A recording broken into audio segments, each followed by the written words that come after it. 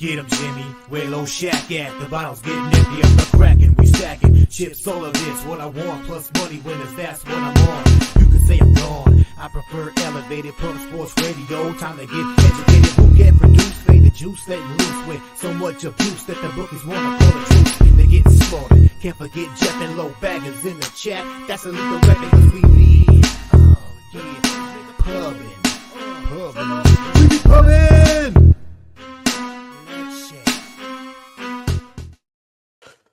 What up, cappers, gamblers, punters, hustlers, low baggers? Happy Thursday, May 16th to all of you. Thank you for watching Betting with the Bag right here on Pub Sports Radio. What a roller coaster ride yesterday. As always, just never ending. And it was a strong day in MLB again. 7-4 in MLB. We're 15-9, up 5.73 units in MLB last two shows. But that goal was 0.6 seconds left to cost me the first period under 1.5 yesterday. That hurt. That stung. It stung. Saw it happening in slow motion. Oh, those swings. That's a big swing for me. And now I'm 0-2, and I have attacked today's NHL card. Just attacked it. And I don't feel it's out of anger for going 0-2 yesterday. My Celtics call was just a pit in my stomach. Watching Marcus Morris Sr. Play the best game of his career was a pit in my stomach. I was fortunate to push the full game. And then the Mavericks cashed so easily, 1-2 in NBA. So overall, I'm down 0.14, right? Or no, sorry, 0.11 units. But I made money because of Operation Garcia. But it doesn't feel that way. It doesn't feel that way. And, you know, May's not been good. But a couple strong MLB days in a row. But NHL, Jesus, NBA, I was just rolling so nice at the end of April, and to see it kind of slip is extremely frustrating. But I'm ready to rock. I've fired shots on the board. I've invested in the NHL card. Let's get this cash today. Shout out to all the cappers in the house. We want to start our show today to give a shout out to the Turner family in Windsor, Ontario. Our guy, Turnsey. For those of you who rocked with us for a long time, he was the star of the Rusty Kuntz play of the day. That was during the pandemic, man. Great hockey capper, great friend of the show. His son is dealing with seizures, and they're having a lot of trouble stopping the seizures, and he's left work and he's at home. And we have they put together a GoFundMe for the Turner family, and our thoughts are with the Turner family. Jose, if you could pop up that link to the GoFundMe, and if anybody can help out our friends, the Turner family, and Turnsey, would mean a lot to us. So that is how we want to start our shows for the next little while. Shout out to all the cappers in the chat. It is great to see all of you guys. Great to see all of you guys. We got Andrew G in the house. Andrew G with the horses up. So not only do we have $100 horse race today? $100, $100 up for grabs. Pub Sports Radio Gold member races. Not only do we have $100 up for grabs, but we are 48 hours away from Preakness glory. In 48 hours from now, Gogster will be slapping his own ass, screaming at the screen. We start at 10:15 a.m. And Churchill After Dark starts at 6 p.m. So I mean, we could easily go try to touch our record of 14 hours. We could try to touch our record of 14 hours. I don't know how long we will go. We'll definitely go to the end of Golden Hour, as we do, which will take us to about 11 hours and 11 and a half hours. So we're going to be hammering as well. Gogster will be there. You'll see Kev Reed, Guillermo Zertucci, Connor Mack, Jose Bouquet, Mikey Money, Razor Sharp Picks. Going to be a lot of fun. Mikey D, going to be a huge cavalcade of thoroughbred cappers. Fat Wally. And don't forget, we have $100 up for grabs for today's horse race, but we also have our free UFC contest that you can log into. Free $100 up for grabs there. $100 up for grabs for our UFC contest. Hit the link, go over there, and put your picks in. And we have the NHL pool update, which we will talk about as soon as I give a shout out to the cappers, copy and paste some of the action. And yes, we have a smaller card today. Did that mean I got to relax at all? No. It's uncanny how even with a 6-game MLB card, now we are capping Friday's NHL playoffs, NBA playoffs, but I'm still just grinding to the last second. Just never ends. But this is the life we dreamt of. I have to say that often. Gerald Jones in the house. Nuggets team total over 101. It's been funny. I've been thinking a lot about DC Capper and I's back and forth on the total for the basketball game tonight. And that went down to 203. And that went down to 203. Now it's back up to 205. We've seen this U-shaped movement in all these playoff games, and it's not going to affect me. In fact, I don't care how high it goes. I'm doubling up first half and full game on the unders tonight. There's just going to be so much defensive intensity out there, I believe. But we'll talk it out with Troy Torrence. Troy Torrence joining us. Troy Torrence, ROI after 37 bets here. Official picks and bets here on NBA. He's got a 12.32% ROI and average line of -103. Our guy, Troy Torrence. So Gerald Jones, best bet is the Nuggets team total over. That was a bet that Nutflush Allen cashed very easily. Speaking of Nutflush Allen, family friend Aaron Brooks was spectacular yesterday. Despite all the journeyman comments, 34-year-old earned his opportunity to pitch against the Astros, and he looked great. 7 innings strong. We slandered him. We drug his name through the mud, and Nutflush just let us do it too. I don't think we were that bad, that harsh on him. Like we talked about him earning the opportunity and how all that stuff. That was you. I slandered his name through the mud, Nutflush. How could you let me do that to a family friend? God damn.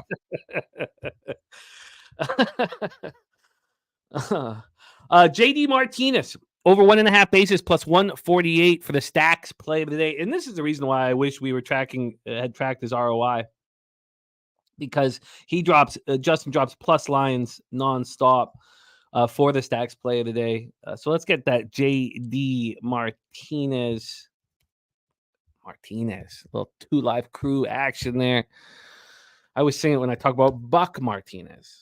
But JD Martinez over 1.5 bases plus 148. Series business in the house, ready to get to work. Nate Dogg 420. California bets. Jay Smooth balls play of the day. Cooper Criswell. 5 or more strikeouts at plus 142. So we got plays of the day. If you wanted to parlay Justin McKelvey and Cooper Criswell's player props, that's a plus 148 and a plus 142. Woo! Joey Harb in the house. Brahma beat Frankie Ritako in the house. Cash on Brewers for first half full game. Those Rangers -1. More money to be made today. Frankie running nice. Morgan Spooner locked in on the Yankees and Mets. Says good luck, everyone. Copy and paste that. Viper NB on the Houston Astros on the -1 line, expecting a bounce back performance from Christian Javier, which could easily be in the cards today. Or maybe he's fading young Estes. Maybe he's fading the young 22-year-old. 16th round draft pick out of high school. If he's a 16th round pick out of college, my expectations for him are nil. But out of high school, 16th round pick. Joey Marinaccio, the dapper capper, subhuman gaucho. Rocco Rogers, J Dub in the house, has cash big on Lehkonen, point and goal. He always steps up, and the Avs need someone with a great game. Let's get after it today. It was a great game. So, basically, what's been happening to me in the playoffs is when I expect a team to put their foot on the throat of the other team and finish them off, it's not happening. It's not been happening all playoffs long. Not happening. And, that's okay. Should I be believing in heart and character? No one was ever questioning Cale Makar's character.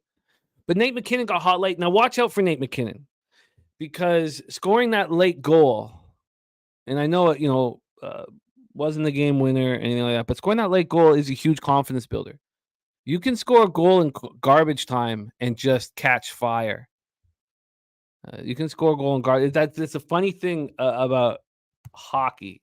And when I won the provincial championships with my hockey team, and I was scuffling for 3 weeks or a month before the provincials. And in that first game of the provincials, I was invisible. I did nothing all game. I was just in my head. I got a break. The score was 6-2. I got a breakaway pass, dropped the left shoulder, went upstairs, and caught fire for the rest of the provincials. And you just need to tickle the twine to get the confidence. And watch out for Nate McKinnon now after tickling said twine. J-Dub, Johnny K, Steve G, J-Dub says, do the bookies not believe in the Nuggets? That's a good question we will talk about. Red Girl in the house. Great to see you, Red Girl. Morgan Spooner said, my 5-year-old picked out his fit this morning, walked out in jorts. I didn't know he had. He told me the Cubs are going to beat the Pirates. I'm not sure what to do with this information. I dig your 5-year-old, Morgan. I like everything about that. We got Coin, Kelly McKinnon, Neo back in business. Slatsy off a 1-on-1 night with the Stars in the over in NHL. He's on both dogs. Rangers plus 140, Nucks plus 125, and Trouba blocks. Watch Trouba blocks. Rocco and Slatsy have been cashing. I'm very excited about our NHL breakdowns. I'm very excited. I have invested heavily in this card. I've hammered this card. And I thought about it. Like I just, A nasty Nate. Subhuman Gaucho play of the day. Kane under 2.5 shots on goal, minus 150. The Subhuman Gaucho play of the day in NHL is being incredible. Up 15.99 units. If anybody does parlay J Smooth and Stacks play of the days, I would like to know too. There we go. Nasty Nate in the house says THC tincture stops seizures. Sometimes that's a tough sell. But there's the GoFundMe right there.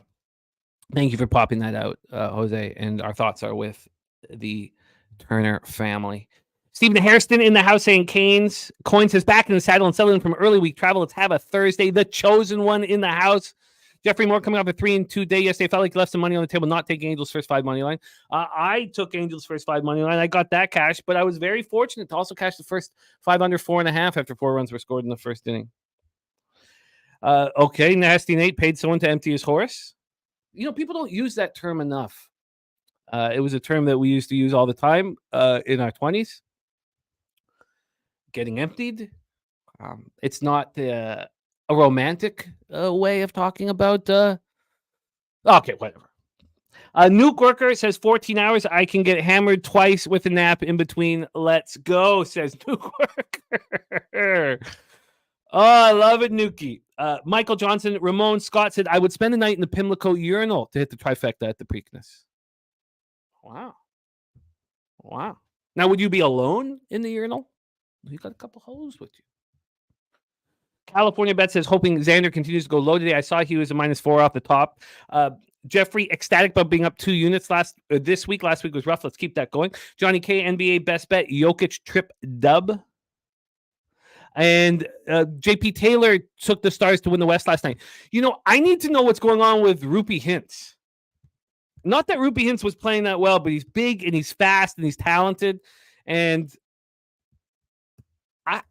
all of a sudden, after watching last night, that was the first time I watched Dallas, Colorado play where I thought, maybe the Canucks or the Oilers could beat this team, either of these teams. That was the first time I thought that.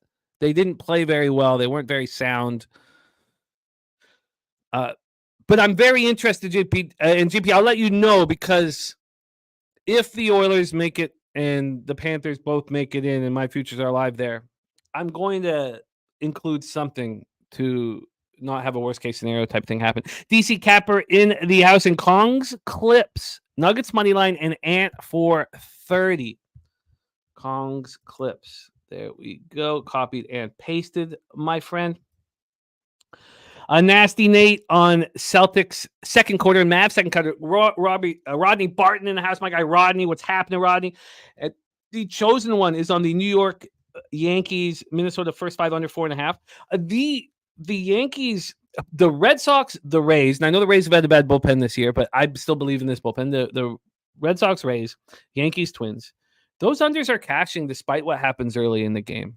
The bullpens are very strong, and unders are cashing. I mean, thank God. Let's get this in here for Yankees, Mets. That is our 1:10 p.m. day, and it's Clark Schmidt day. And I was capping this game, and I was thinking, you know what? Clark Schmidt is a better pitcher than Joe Ryan. And I knew if I said that out loud on the show, I would get lambasted. But that's I'm a Clark Schmidt guy, Clark Schmidt backer. He's made me a lot of money. Doug on the Pirates at plus 118. Boss 702. And Slatsy said the Stars really missed hints. They really do. And I can't wait to talk NHL. I know this has gone on a little long, but I do know how important it is to have the action here from our cappers in the chat. So Pirates plus 118 for Doug, backing Jared Jones. Jared Jones and Justin Steele both seeing the opposition. Pirates Cubs game for the second time in succession. Rob McMahon in the house, ready to get to work. Okay, it's time to get to work. So Leonard Porsche Jr. ready to go. Sammy Calmer. Doug is on Denver plus 2.5 to finish things off. Let's get that copied and pasted. So Doug is on the Nuggets. It's going to be a fun basketball breakdown with Troy Torrence. Going to be a lot of fun. Johnny K, everybody ready to rock. So let's go. Justin McKelvey got the Nuggets plus 40 series winner after game 2.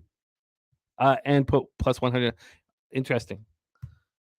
I mean, at that point, you already got the 100 on the money line, so don't touch it. But at that point, might have been worth it just to take the Wolves to win the series at the big plus price and just sit back and get paid. But I don't think the Wolves can do it. Johnny Guns, Chase J. I love seeing Neo back rocking with us. Lee Davis. Great to see all you guys. Sean Polium, Brian Watson, Voodoo Ranger 95, Old E. Great to see all of you guys.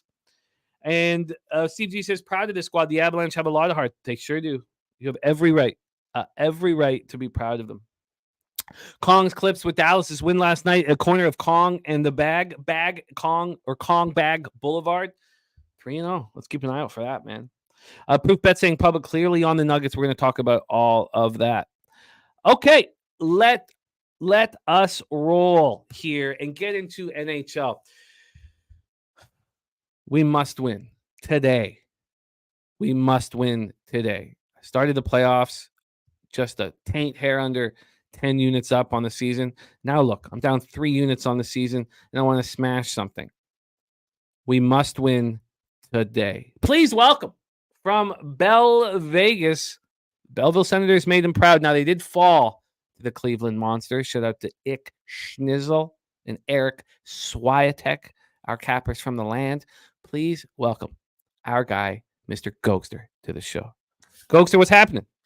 What's going on, guys? How are we doing today? Yeah, Belleville, tough loss from the boys, but, good fight. Tough when Cleveland's selling 12,000 in the barn there, and we're selling 25,300. So, 3,000. But it was a good battle. Jet Greaves and the crew took it down. But we're here to talk some hockey, and it's getting good, guys. It's getting good. We got Game 6, AGM, Carolina Rangers. Going to be a battle. And then Dallas, I don't know. I'd be a little nervous if I was a Dallas fan. Got the hat on right now. Injuries are coming up at the wrong time for him, Jim. So we'll see what we can get into here. We can, and we will. We should also, though, respect what our guy Sammy Calmer is saying. Rest in peace to Darren Titian. Yeah, a big part of all of our youth. 58 years young, too early, and it's very sad. Our thoughts go out to the Titian family. Yeah, and.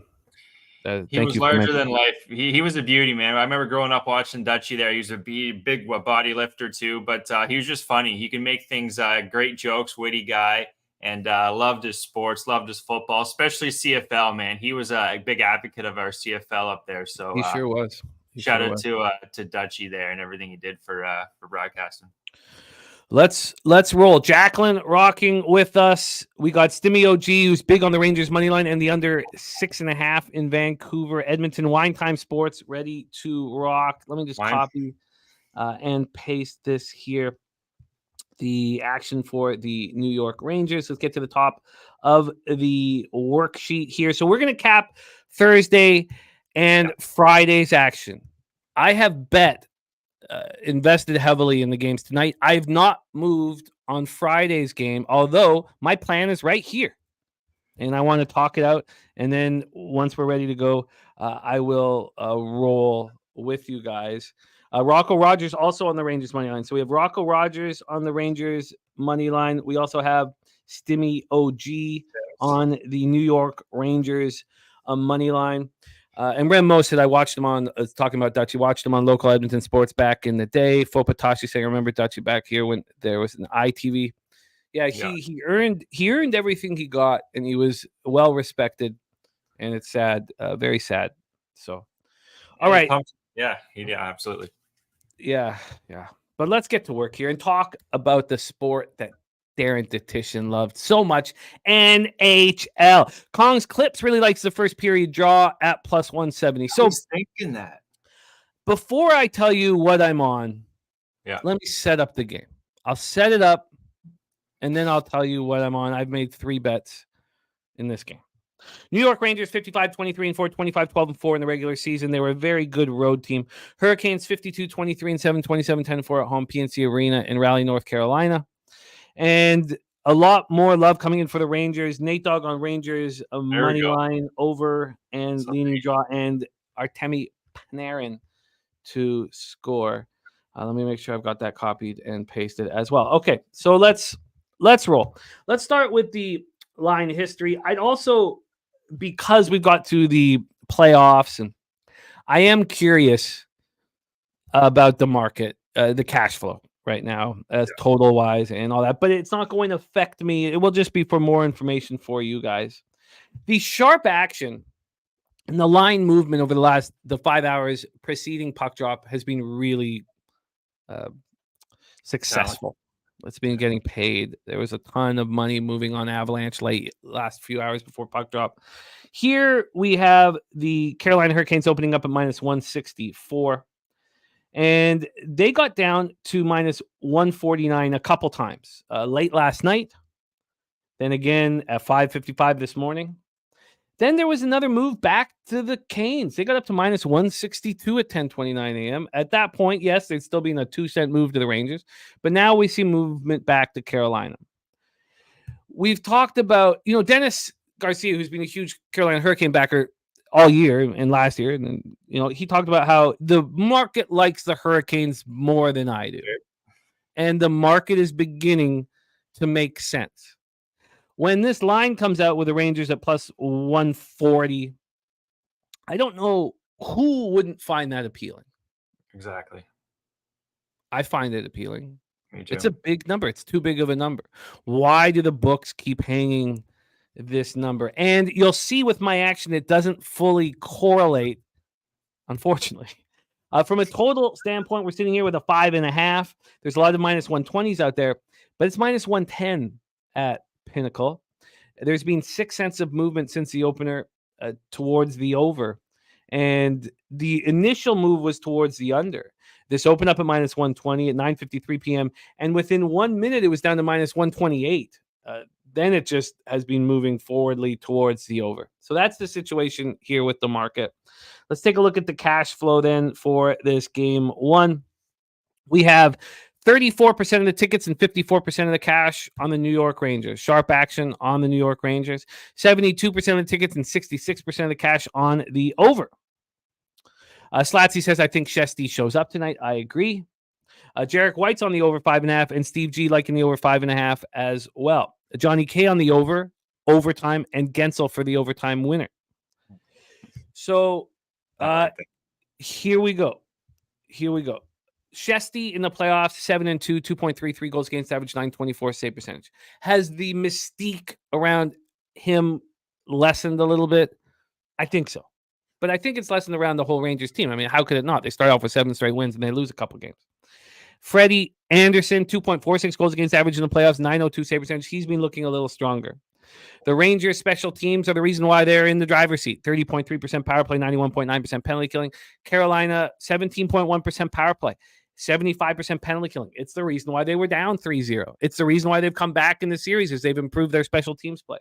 Stahl and Kuznetsov scored 3 minutes and 6 seconds apart. they roll 4 lines, and when you're getting production from players like Jordan Staal, who's your leader, and Kuznetsov, who is the late addition, who we know has a lot of skill, it's important. They win 4-1. And Rod Brind'Amour, we're going to talk about Brind'Amour. We're going to talk about Tocchet, but Laviolette is doing a great job. These are great coaches. Montgomery's doing a great job. Maurice. I mean, they're all. That's why their teams are here. But Rod Brind'Amour was right. He just kept. He's been saying over and over. There's no panic in this group. There's no panic in this group. He keeps saying that. We understood the situation we were in. We understand the situation we are in. He says those things over and over again. And in that, after the game, he was like, we weren't concerned at all when we were down 1-0 going in third period in an elimination game. Not concerned at all. Said it wasn't like we were dead. We were one shot away, and that's the way they approached it. Jordan Martin Necas also scored. Necas playing very well right now. And Sebastian Aho is being spectacular. So he was held without a point in that 4-1 victory in Game 5. But 10 points in 10 games. He had a point in each of the first 4 games against the Rangers. He had that huge goal in Game 4, the season-saving goal. 6 assists in the first 3 games. And that first line with Svechnikov and Gensel is really nice. They've combined for 28 points in 10 games in the postseason. Now, it's not like the Rangers don't have very, very strong lines as well, but I really, really like that line. So the Hurricanes are now 1-for-20 on the power play. They went 0-for-3 again. And it comes down to them winning 5-on-5. And that's the reason why the market loves them and maybe loves them too much, is because they might be the best 5-on-5 team in the league. I agree, Jim. 5-on-5, they have outscored the Rangers 11-9 in this series. And that's why people keep going back to them. Now, nobody here in the chat has at this point. I will copy and paste Ronnie Crawford's action. Nobody here, I don't see anyone saying Canes. Mally Mal says Game 7 obvious at this point, the way the books keep making Carolina favorable. That's an interesting way of putting a Mally Mal, and there's a lot of legitimacy in that. Brahma B on drawing the Canes. So here you go. Now let's go over to the Rangers. They're not concerned. This is a completely veteran team with a veteran coach, Laviolette. Chris Kreider said it perfectly. He said 1 game at a time. There's no concern there. He said, if you had told me it would be 3-2 against the second-best team in the league with an opportunity to close it out, that's a pretty good spot to be in. We'll just go down there and play better, be more detailed, find a way to win. We know what the Rangers have done all season long following a loss, 19-8 following a loss. They only lost more than 2 games in a row once all season. 1 time, January 6th to January 13th. Now, that run, they went 3-6-1. You know how they followed that up?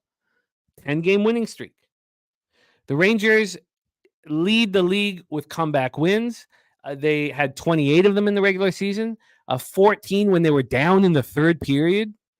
In the playoffs, they're 3-1 in games the opponent has scored the first goal. That's unbelievable. Now, why have they lost the last 2 games? The power play that started 4-for-9 in the series, that's 10-for-25 in this year in the playoffs, is 0-for-8 in the past 3 games. 0-for-8 with 10 shots on goal. That's why. So, with all that being said, Josh Lauer says Rangers finish them off. It's predominantly Rangers backers in the chat, and I get it. I completely get it. I'm not one of them. So this is my action here. I'm on the Carolina Hurricanes -1 at +108. I got the money line -152 and the puck line at +171, +108. I'm on the draw. Now, I had to spend a day deciding that you could be on the -1 line and the draw. I can understand why people are like, well, that just doesn't correlate. I can't bet the Carolina Hurricanes money line. It's just the risk reward just isn't there for me. It's just too expensive. So I'm on the draw. I'm on the Carolina Hurricanes on the -1 line. Now, yes, the Rangers can ruin all of this. I'm also on the first period under 1.5. And take note of the first period under 1.5. -125 at Bet365. -133 at Pinnacle. Yeah. The sharpest book in the land has that so juiced, they don't want people to bet it. First period under 1.5, the draw. And I don't have FanDuel or DraftKings, which this is just my third draw of the year. And the first two have come in the playoffs. But I got plus 322 at Pinnacle on the draw. I know it's not the plus 360s. Look, if I'm going to start hammering draws, I need to open up those books. I'm right with you. And maybe the play is, to put in the $1,000 get the $1,000 free bet and put it on one of these draws, for a huge score. But I digress. 3 bets for me, Mr. Gogster. Take it away. The word is yours. Try to give you a little break there, Jim. That was an unbelievable breakdown on this game. I wish I had a little more to give the chat there, but you kind of said almost everything here. I'll get to some defensive stats for you guys. Chatfield and Orlov, they kind of been the guys that highest time on ice and just their expected goals to expected goals against. Those are the 2 defensemen that have actually been in the plus there. Slavin and Burns have been getting caught a little bit. So if you want to look at some props there, I don't mind Orlov. And I know Chatfield's more of a defensive guy, but those are the guys that have been performing. And then defensively, guys, that's where the Rangers, it's just the shots. They have done a better job in the last game. They're 25-23, but the games before that, they had 57 shots on net, Jim, Carolina, 47-31, 28 in the first game. And then the Rangers, they're not matching it, guys, average 26.6 to 37.6. Now, I don't think that's what we're going to see this game. Allowing those 4 goals in the third period, that's you're going to get a team's best effort, I think, in the first period. Now, I did make this official. I already fired on no goal in the first 9 minutes, 30 seconds at minus 115, Jim. I do think it's going to be there's not going to be a lot of ice here in this game early. That's kind of, well, I know that's kind of a cliche thing to say, but that's kind of how I see this going, guys. Not a lot of ice early here. And whoever does get that first goal, so it's not going to be like you're not going to see teams really putting themselves in bad spots. 2-on-1s. You're not going to see a lot of 2-on-1s, I think, Jim, in this game. Unless Carolina is down, say, 3-1 going into the third where they have to open it up a little bit. But I think it will be a tighter game here. Bounce back is in effect, too, for Shesterkin. I do think he's going to be fine. He had a minus 0.51 goals saved above expected, kind of just some analytics there for you guys, where our guy Anderson had 1.39, so he had a stronger game last game out. But this is a tough game. It really is. It's the special teams too. If you start seeing Carolina taking penalties here, and if Carolina's up in this game, I'd be a little bit nervous if the Rangers are up in this game and Carolina's taking penalties, I would be nervous if I was the Hurricanes. They can't play this game down, in my opinion, Jim. I know they got away with it. They're only down 1. And they turn it up in the third period, but I can't pick the side here. And as the game goes on, I do think the 5.5 to the under is live as well. I don't see this game getting up there like it was kind of in the games before, games 3 and 4. I know they were higher scoring. Even games 1 and 2 were as well. So as the series goes on, I expect it to get tighter. So no goal in the first 9 minutes, 30 seconds. And I kind of have a lean here. I bet you guys can make would be team to score the first goal. I think the Rangers might sneak one in here. I think they're going to have a big push here. I hope it's not in the first 9 minutes, 30 seconds. But I do think they're going to have a push early here. And if Carolina can hold that push, Jim, then I think that only helps Carolina as the game goes on. So it's a tough cap. You had a great breakdown, I think, there, Jim. But I'm going to go no goal in the first 9 minutes, 30 seconds. And I would have a pretty good lean there, guys, to the Rangers to pop one in first tonight. D-Rock on that first period under. There is our guy Turnsy in the house. Says good morning, everyone. Thank you to the people that have had the generosity to donate so far. I love you all. We love you, Turnsy, and we talked about you off the top and the Turner family. We love you, man. We're thinking of you, and we will be talking about the GoFundMe as we start all our shows for next while. Steve G says he likes that look. It just doesn't fit perfectly for me. What I am comfortable with, though, is so many of you guys on the Rangers. And why on earth wouldn't you be? This line doesn't make any sense. On the plus 140, yeah. Doesn't make any sense. So that is comforting for me. It really is. And because I know that that's happening everywhere. Everyone's like, how could you not take the Rangers at plus 140? How could you not? I mean, it's just going to happen everywhere. The line is wild. And another thing is that in this type of situation, I don't have the data to say whether this has succeeded for me or hurt me when a line doesn't make sense. And I know now at this point, we don't even have the public on New York Rangers. The bigger bets have. BJ says this reminds me of the Nuggets line versus the Timberwolves. Yeah, no, that's fair with the Nuggets as dogs in Minnesota. Look, this is part of the fun. Part of the fun. Rangers are down to plus 135 at Bet365. Yeah, we talked about that move, Slatsy, in the last 30 minutes. I was surprised that it had moved back around 7 or 8 in the morning towards the Hurricanes. And this is a tough game. They're both veteran-laden teams for the most part. So this is just great hockey. It's going to be. This is the best of the best right now, guys. I think it's going to be a tight game. I really do. Kind of like last game, actually. Yeah, there was no goal until halfway through the second there. And DC Cappers on Carolina over 5.5. Remember, when you're live betting this, if the Hurricanes are behind, that over is going to be so live. If the Hurricanes are ahead, the under is going to be so live. But I would prefer the Hurricanes being down 2 goals and betting an over. But all right. There we go. DC Capper on the over 5.5. So, in review, game 1 tonight, Gogster's on no goal for his 9.5 at minus 115. And I have tripled up on this game as I've tripled up on the next game. I'm on the first period under 1.5. I'm on Carolina -1, and I'm on the draw. All right. And the spreadsheet play is Carolina. In NHL. Spreadsheet is Carolina in NHL, and it's Yankees in MLB.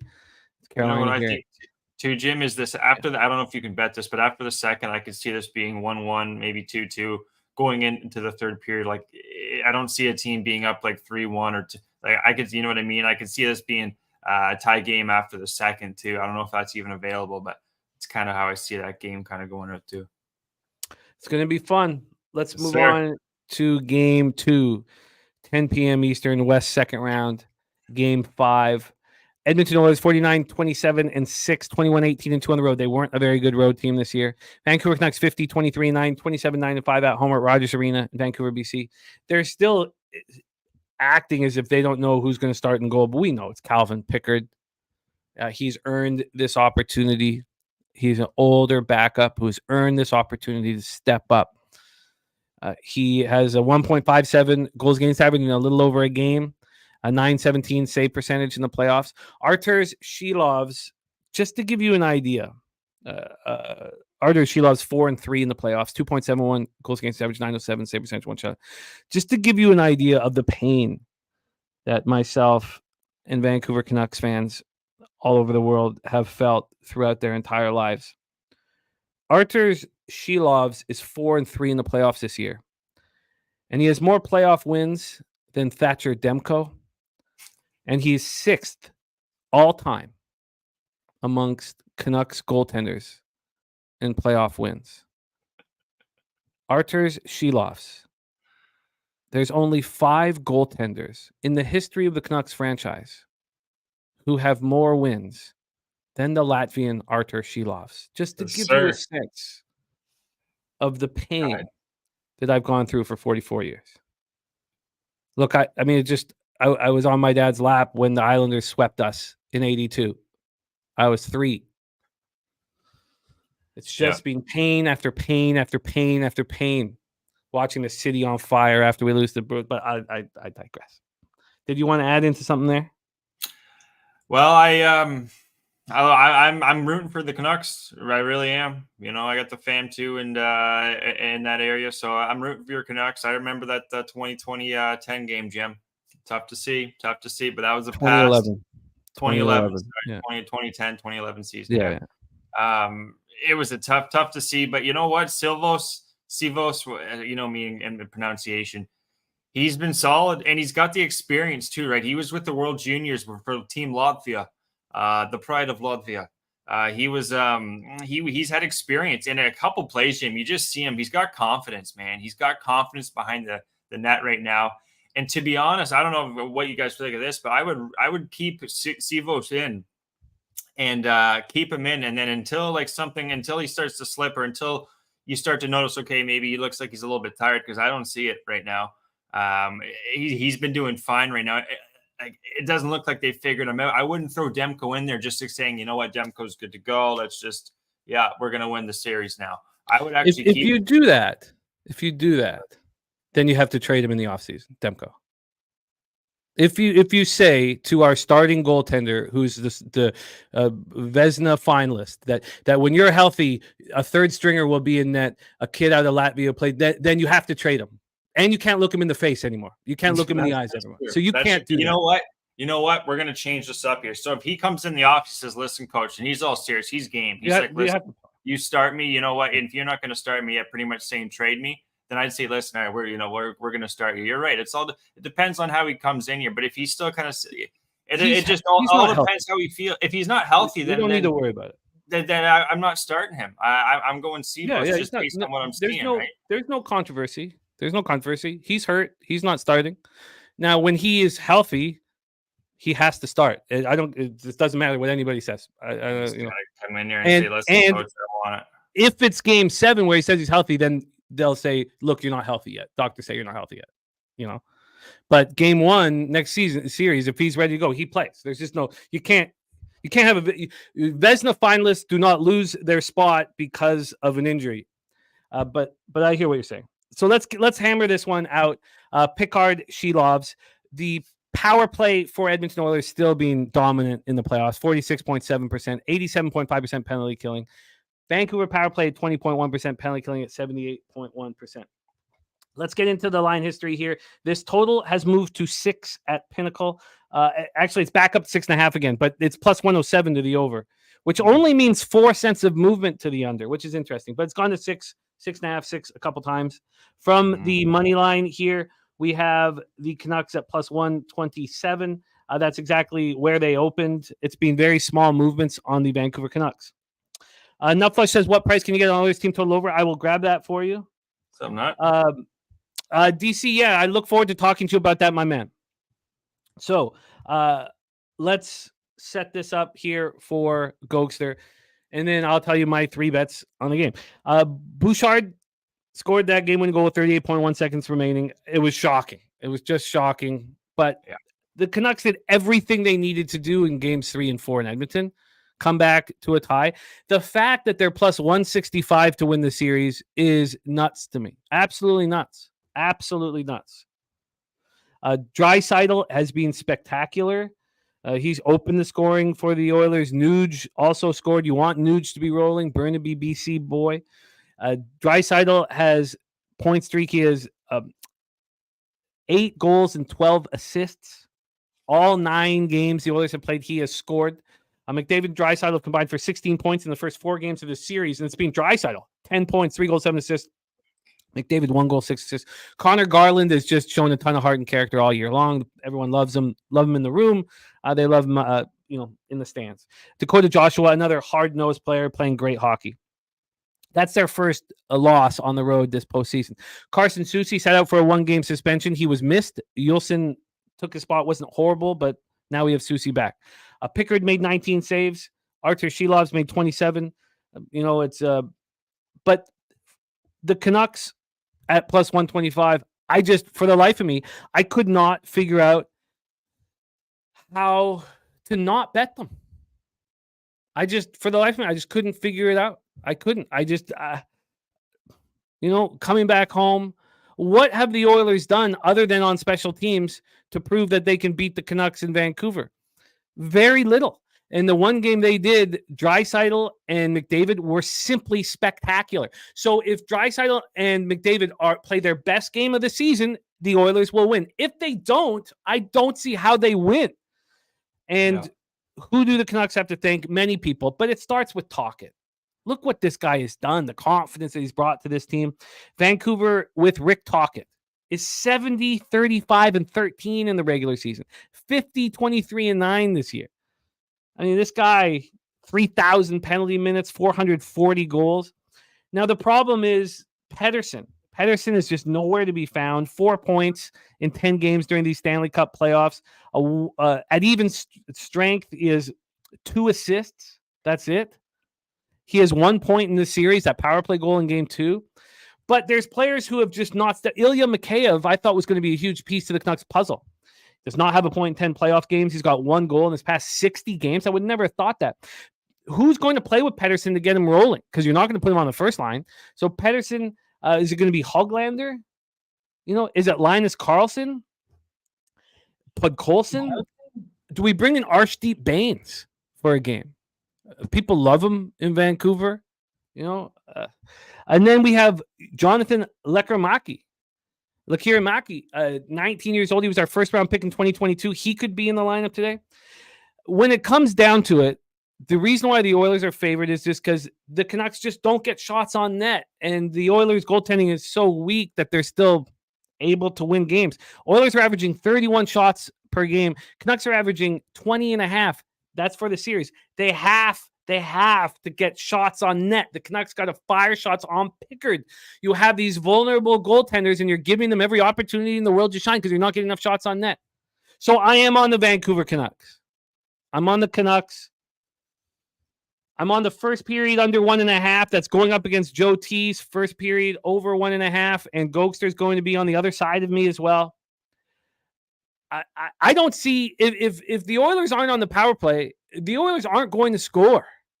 Now, sure, the Canucks can make mistakes and the Oilers can draw a couple penalties and then this first period's screwed. But my fear is that the Canucks score 5-on-5, not the Oilers. I don't need to worry about the Oilers. I'm on the first period under 1.5. I got a nice plus money spot on it. I'm on the Canucks, and I'm on the draw again. I'm on draws, both games. I got the draw at plus 328. I got the first period under 1.5 at plus 111. I got the Canucks at plus 125. All plus signs beside my action here in the Canucks game. Take it away for us here. I'm at He says, what happened to Skinner? Yeah, Skinner was terrible. Kongstub says, Jimmy, you think you should play the first period draw as well? If that goes over, you still hit 9 times out of 10. I have no concerns with the first period draw. I think that you should listen to our guy Gogster, his analysis before you make a move. Take it away, Gogster. Oilers, Canucks. Well, yeah, the shots on goal, they got to get more. Pretty much exactly what you said there. Vancouver, they start to get more shots on net. I don't know if that's their style, though, because that's exactly what they were doing against Nashville. They kind of didn't have a lot of shots on goal, but they still found a way to win that series. I do like the over. I think they're gonna just keep doing what they're doing. They're gonna keep firing those pucks on net. And Silvos, I know I was saying at the top there, I'd still go with Silvos, but over time I think they're gonna beat this goalie. First period, both teams defensively, I think, are a little bit susceptible. But at home, Bouchard, even what's his name there? I slipped my mind, but they got a lot of guys that like to shoot the puck. Edmonton, they got so much offense, and then on the other side, you're saying they gotta touch Picard. I agree with that. But right now, I would be going with Picard over Skinner. They kind of seen what they had with Skinner last year actually, and it wasn't good. They failed to execute. So I would go with Picard here, but I think the over's live just with these two goalies. And the offenses should prevail here. Power plays, penalty kills have been really poor in this series. For penalty kills for these teams. Power plays have been humming. So 5-on-5, I kind of lean towards Edmonton in this game. I want Vancouver to win, but I lean towards Edmonton. It just really comes down to shots on net. I know it sounds silly, but if they can just kind of keep the puck in their end, get more shots on net. Now they have to be effective. Like, you don't want to be it's funny, like if you're getting those pucks through, catching the goalie on the right, certain spots on the catching the goalie in certain spots where rebounds are going to be live right off the wing, just screens in front of the net too. Like, it's just, as you watch these playoff games, I think that's the best way to bet these live, because it's so hard because all these teams are just so good. So sidewise, it's going to depend on kind of what I just said there, but I'm going to go with the overs. First period over, full game over, 5.5, tie them together, plus 125, same game parlay. First period goes over 1.5. I expect there to be more goals as the game goes on. Now, I don't know if that's going to help Vancouver just based on the fact that they haven't had a lot of shots on net, so they might have to chase the game. But I guess I think Edmonton might be live here. But the line, what are they, minus 130, Jim? So I wouldn't be taking Edmonton on the money line right now, but goals are kind of where I'm looking here. Yeah, we're on different sides of the puzzle here. Yeah. Sorry? Oh, sorry. I said it should be fun. It will be fun. Dan Kelly says, can we do the Garcia project with regular season WNBA? Jesus. That's a whole world of I need to sit with that for a while. I don't. And it is just so you get it, it's she SHE Loves. She Loves. She Loves. And it's Pickard. Everybody says Picard because everybody in Canada, but it's Pickard. He is Canadian. He's from Moncton. But Calvin Pickard. All right. Gogster has moved. So Gogster is on the first period over 1.5, as well as the full game over 5.5. And, I'm a little surprised that you only got, I guess, because you cut it down a goal to 5.5 from 6.5. But I'm a little surprised you only got plus 125 on that. But you are in business. Those are the breakdowns for today's NHL action. Again, 6 bets for me. Gogster has 2 bets. He's on no goal first 9.5 in Rangers Carolina, and he's on the first period over 1.5, tied with the full game over 5.5. Joe T also on that. I've got 6 bets on tonight's NHL card. Hurricanes -1 at plus 108. New York Carolina draw plus 322. New York Carolina first period under 1.5 minus 125. Canucks money line plus 125. Edmonton Vancouver draw plus 328. Edmonton Vancouver first period under 1.5 at plus 111. Let's move on to Friday NHL action here on Pub Sports Radio. We have Florida Panthers getting it started tomorrow night at 7 p.m. Eastern. The Florida Panthers East second round game 6 up 3-2 on the Boston Bruins. Florida 52-24-6. They were an incredible road team during the regular season, 26-11-4. Boston Bruins were a strong home team, 24-11-6. We're at TD Garden, and the place will be jumping. Let's get into the line history here for this one. We have these Florida Panthers right now sitting at minus 139. They opened up at minus 146, so a very interesting move towards the Boston Bruins, who opened up at plus 129. They're now at plus 123. On the total here, we are sitting with a 5.5. It's minus 121 to the under. We all know how these elimination games work. If the team that's about to be eliminated wins, the game goes under. If the team that's doing the eliminating wins, it goes over. So I tend to stay away from them other than the first periods. And I have yet to move on this, but I want to, my action plan is a little different and I've got to figure it all out. But with the market moving towards Boston, I think I can get away with paying the cost for Florida first period, not minus a half. I'm trying so hard to not bet the minus a half if I think the volatility will be lower and the game will be tighter. I'm trying to find a way to have Florida first period money line, which will be costly. Florida Boston first period under 1.5, and Florida on the -1 line. Bobrovsky in the playoffs, 2.51 goals against average, 896 save percentage. He's got to step up. It's not easy when the flow of the plays in the other direction, but he's got to stay sharp. Swayman, 2.16 goals against average, 933 save percentage.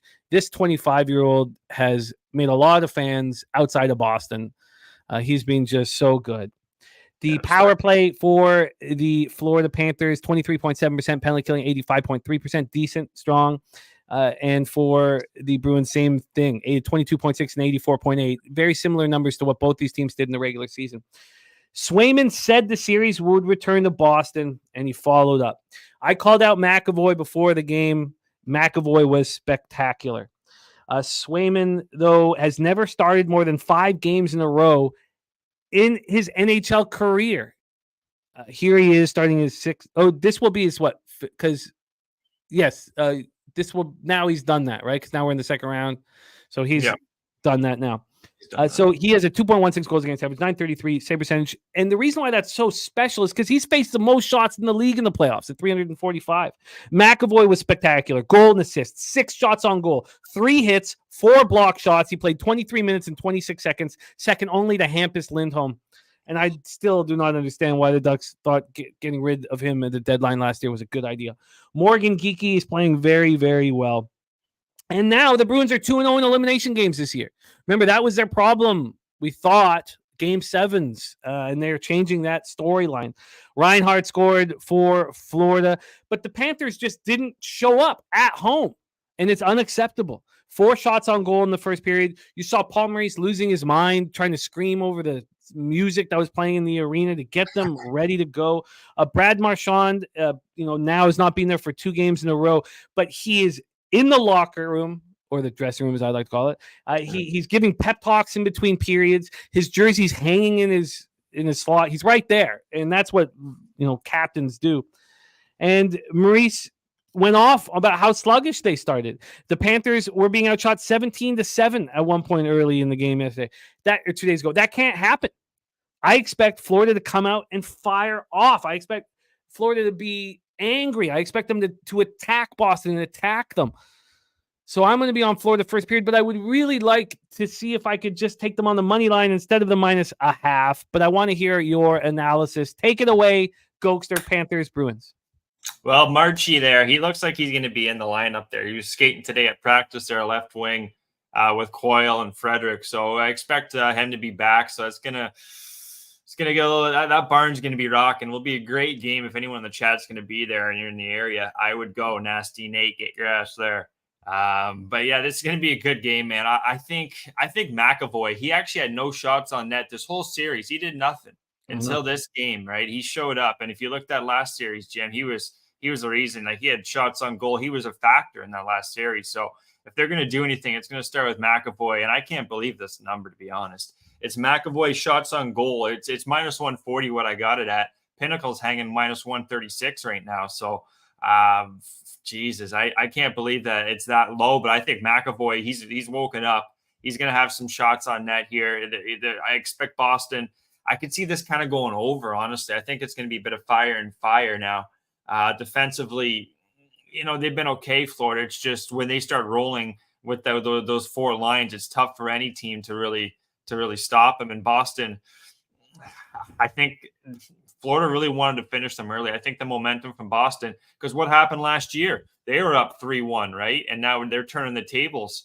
If they can get this win, 3-3, go back, I'd be a little bit of, I don't think Boston's going to win the game 7. I do think Florida at home will probably win it, but this game tomorrow there, guys, I kind of think Boston's live. Could sound like a homer there, +125 or +115, but the addition of Marchand and then having McAvoy kind of showing up last game, I do think just your leaders are going to start leading for Boston. So it's going to be tough. I do think they're live though tomorrow, Jim. But McAvoy overshots on goal, -140, just 1.5, guys. That's all you need is 2 shots on goal for old 73 there. So, yeah. McAvoy, shots on goal over. I think the series is over just because when Florida is playing their best hockey, Boston can't do anything about it. And after no showing in front of their home fans, I think they play their best hockey on the road. And there's something about being on the road when a team has an advantage, a talent advantage, and a toughness advantage, which I think Florida has both, that you just play better. You play sharper. You know that everybody's against you. Everyone's booing you. Kachuk loves that. So we'll see. I'm on Florida first period. Right now, I haven't bet any of this yet, but I'm going to. Right now, Florida first period, -135 at 365, while their money line, full game's -150. I need to get that. Yeah, I need that. I don't want the -0.5 just in case. I don't care about the risk reward in this. What about Boston have no goal in the first, +110? I like it, but my concern is Florida outshoots Boston 14-4. Swayman stands on his head and it's 0-0 after 1. I need to then push the first period and cash the first period under 1.5. So that's my plan. Brian Watson said, look at the Avs last night. I believe Avs, Colorado, even without Nichushkin, they had Taves back, and look what Taves did. I just believe Colorado, talent wise, compared to Dallas, there's a lot of parity. I don't believe that in this series. I don't believe that, and without Patrice Bergeron and Krejci, like we've said all year, I mean, Coyle's been great. I would say Mally Mal in 7 minutes. Let's talk about the final NHL game here on Friday night. It's a big one. 10 p.m. Eastern. We have the Dallas Stars 52-21-9, 26-10-5 on the road at the Colorado Avalanche 50-25-7, 31-9-1 at home, Ball Arena in Denver, Colorado. Jake Ottinger in the playoffs 7-5, 2.27 goals against average, 9.14 save percentage. He's been pretty good. Didn't look that good last night. Georgiev 3.09 goals against average, 8.90 save percentage. He's vulnerable at the best of times. The Stars power play at 30%. The Avalanche power play at 34.5% in the playoff. Both are playoffs. I mean, it's very dangerous to have any unders. I was on the first period under 1.5, which I clearly thought was the play. I knew that penalty with a minute and 32 seconds left was going to screw me. And of course, it did. Let's talk about the line history here for this one. Nate Dogg on McKinnon to score. I think I don't bet player props, but God, that's appealing. This total is sitting at 6. It opened up at 6.5, and it lasted there for 45 minutes before it moved to 6. Now, since it's been at 6 at -117, there's been a 4-cent move up to -121 on the total. And on the money line, we have Colorado -117. It's exactly where they opened. This line has not moved a cent since it opened. So, Cale Makar scored 2 goals. He was absolutely spectacular, just like McAvoy. It was the defensemen that are stepping up. The best defensemen in the league are stepping up.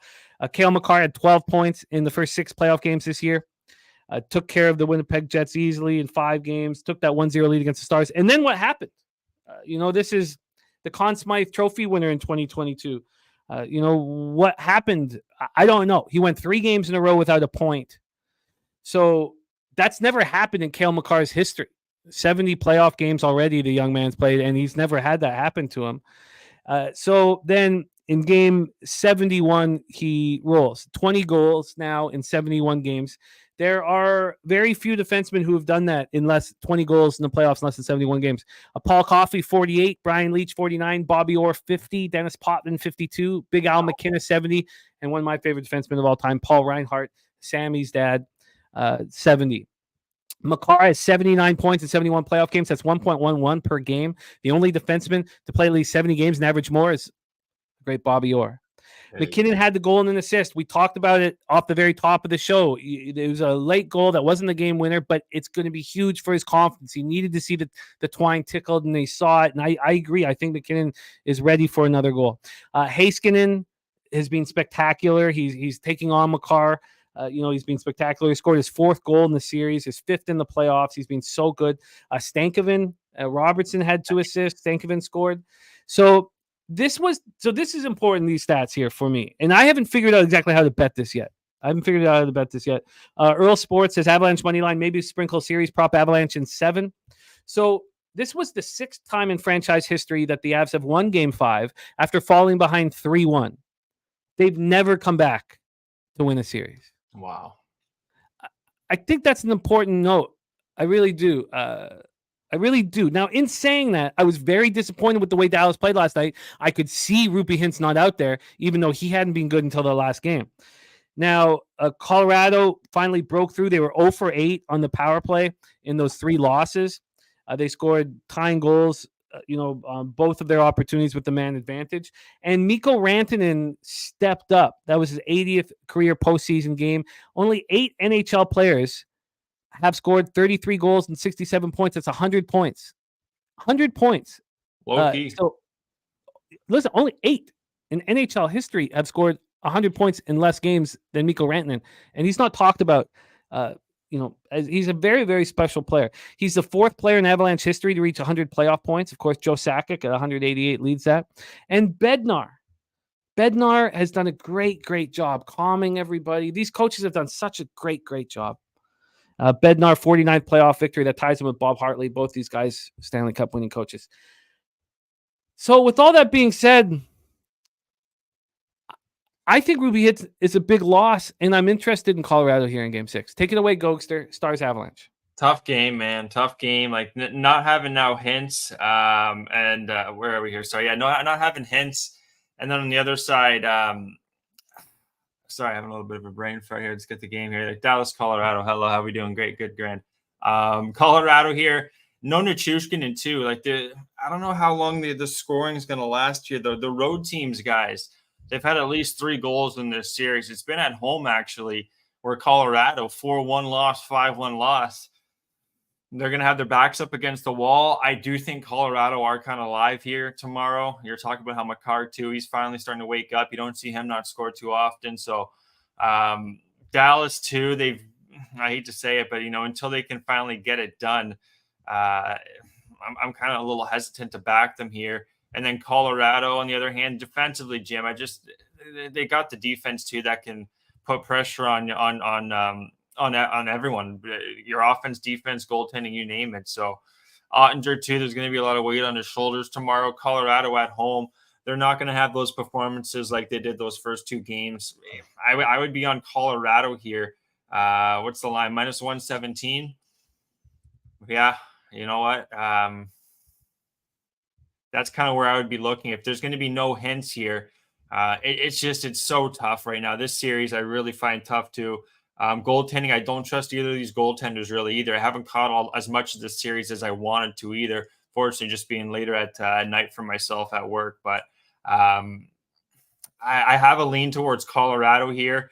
And then looking at the total, I'm seeing 6 -121 right now.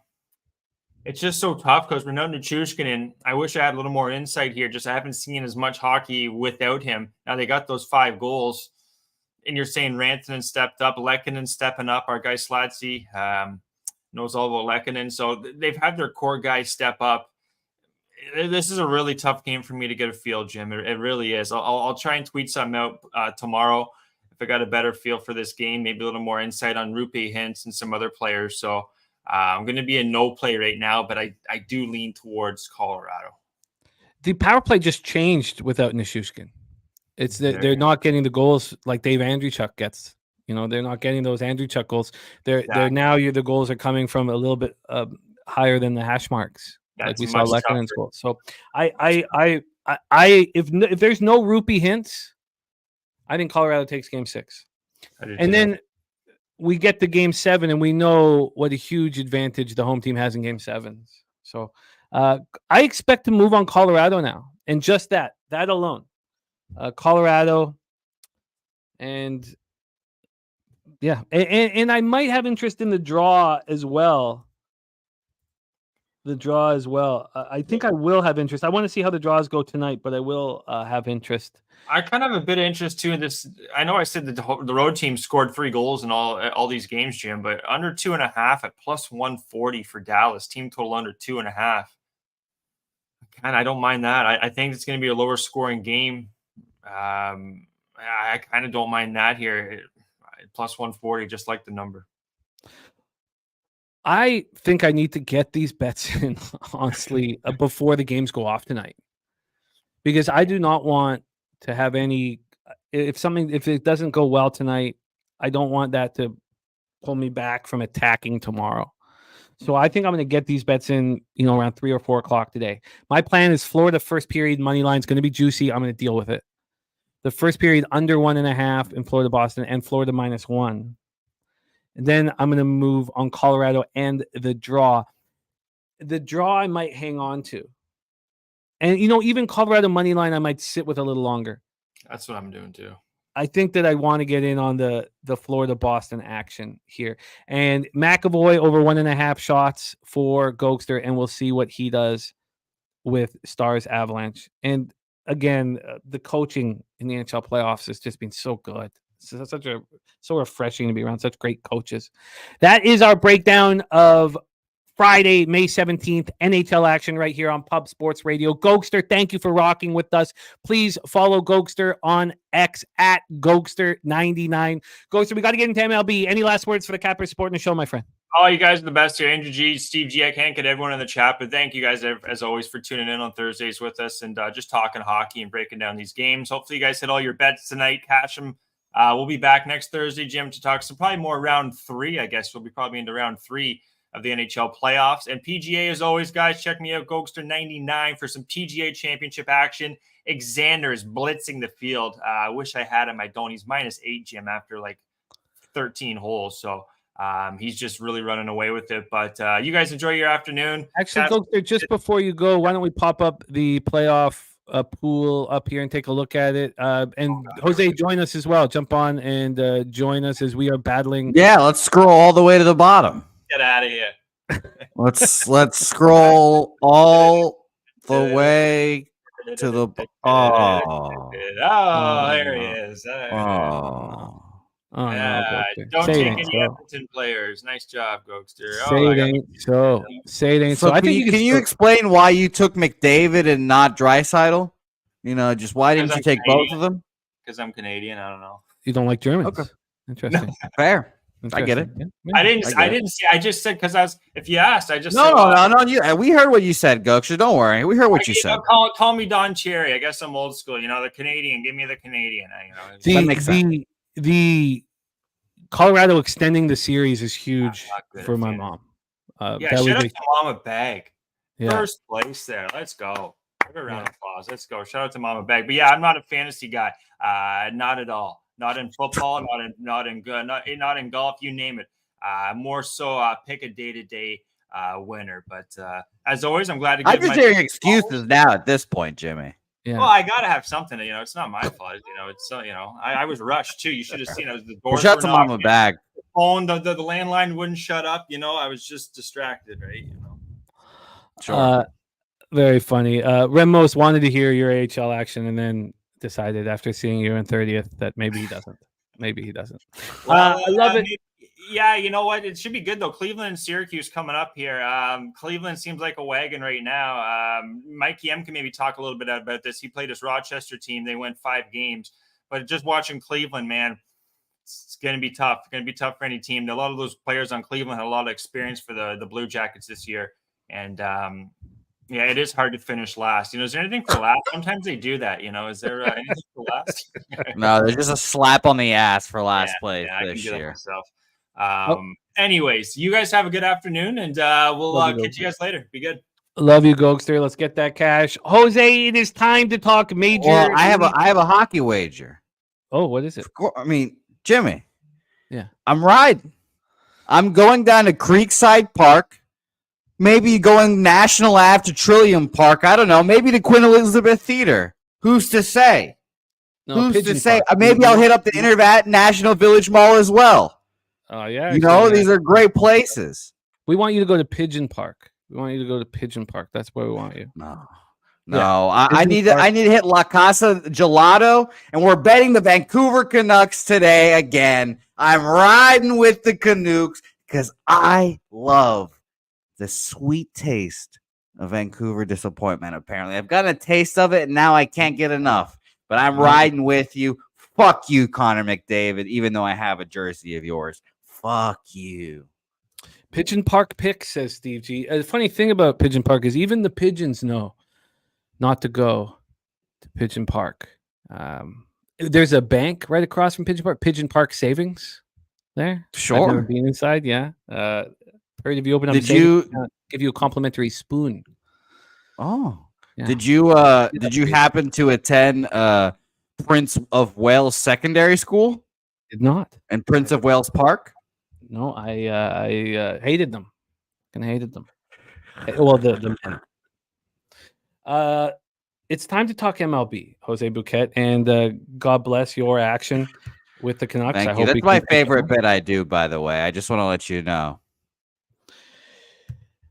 It's a big night of hockey, but we've had a strong week, or I've had a strong week in MLB, which I needed so badly, and it's not over yet. I need to keep winning. 15-9 plus 5.73 units over the last 2 days. The Minnesota -1 lost.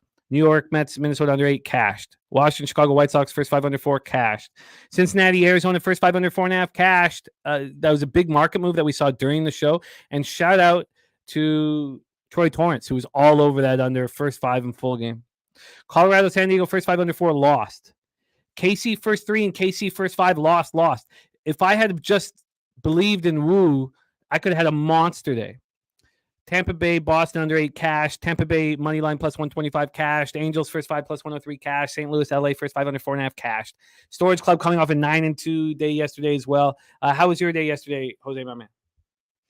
I went 3-1 yesterday. God bless. And I told Troy Torrence, he sent me a cow emoji as soon as obviously the Astros cashed. And I told him I had the tweet drafted, ready to go, crediting Troy, thanking Troy for his spreadsheet and all the good stuff, because spreadsheet led us there. Took the Rays against the Red Sox. That one, it got a little sweaty there. I was nervous. There's always conflicting feelings for me betting against the Red Sox, and in a close game, it was very tough. White Sox Nats was a no sweat winner. That was awesome. And then I did lose Colorado first 5 under 4 there. It was a 5. But I should have trusted Gomber. I mean, Gomber's, for whatever reason, the Rockies tend to play better when Gomber pitches, and he's good enough to pitch well. So I should have taken a plus a half there, first 5 probably. But yeah, it was a pretty good day. My first winning day in fucking I don't know how long. So that was nice. Now, hopefully, we're looking to stack them. Now, that is the key of this thing. Yes, we must stack winning days. It's just the weight of the analytics are so much heavier if you're losing. And I got to get back to black. At least I got in the single digits. I came in here a complete mess on Tuesday. Like just a mess. So moving in the right direction. We got Lucky Lefty in the house who's trying to teach Amir, Mr. No-Dos, his ABCs. Let's get to work here. Jose Bouquet. We have one game of afternoon action popping off in 52 short minutes. We do have action from cappers in the chat. Morgan Spooner is on the Yankees. I'll talk about other cappers action as we move forward. But let's go. Spreadsheet play today is your New York Yankees. Shout out to our guy, Ron Crawford. Spreadsheet play of the day is in.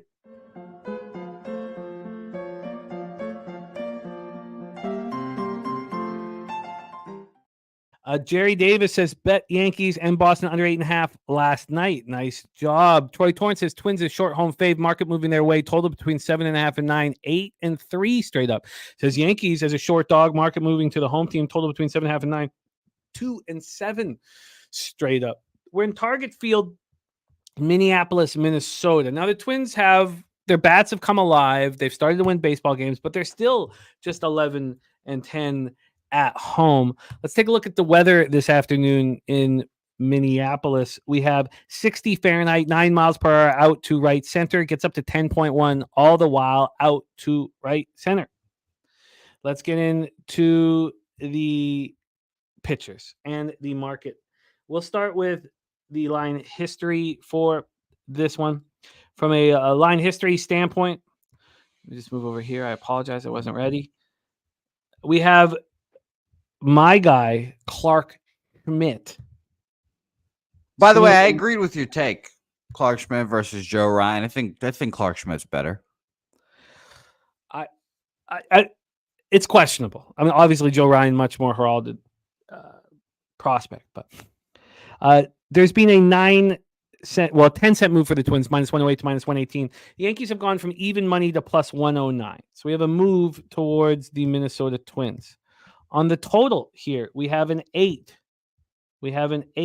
Now, this did get up to 8.5 at Pinnacle. It was at 8.5 for 2 hours and 2 minutes from 10:21 p.m. to 12:23 a.m. And now it's back towards the under. At this time, this total has not moved. It has not moved at Pinnacle. So let's get into the cash flow here for this one. Game 1 of a 6-game MLB slate. 52% of the tickets and 99% of the cash is on the New York Yankees. 53% of the tickets, 63% of the cash is on the over. Clark Schmidt, 4-1, 2.95 ERA, 1.27 WHIP, 47 Ks and 42 2/3. Still, he doesn't like his K to walk ratio, 47-15, but he's been good. Coming off a great start at Tampa, 6 2/3, 5 hits, no run, 6 Ks and 2 walks. Joe Ryan, 3.21 ERA, 0.99 WHIP, 53 Ks and 6 walks. That's the K to walk ratio you're looking for. His last start, 3-2 win at the Blue Jays. He was very, very good. Now the Blue Jays are very bad, but he was very good. 7 innings, 6 hits, 1 earned run. It was solo shot, 7 Ks, no walks, and 3-2 win. Now, maybe the Blue Jays aren't very bad. And I do, I was talking to Nate Dogg last night about the Jays. He still believes in them.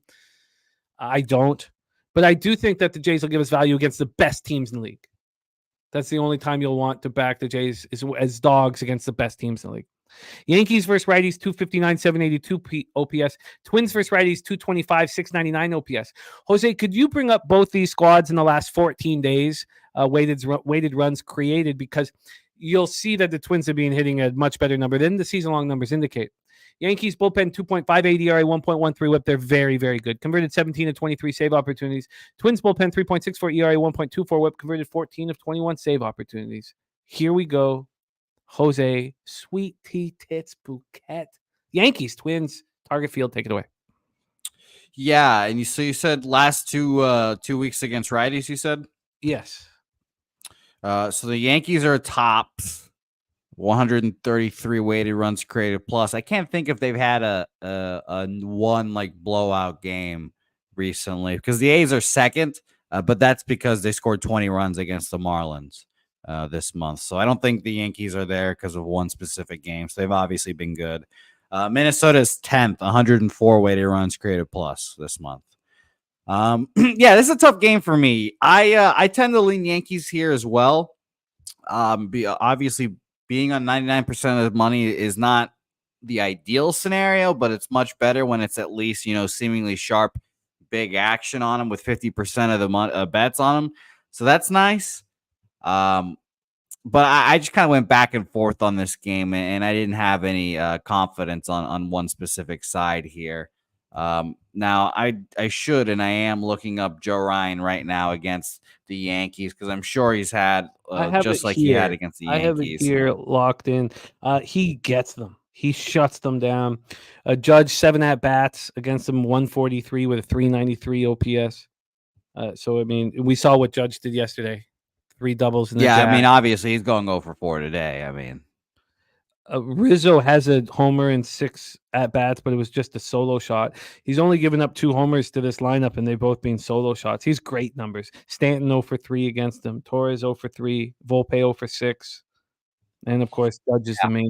In 2 starts last year as well, 7 innings, 7 hits, 2 runs, 1 of them earned.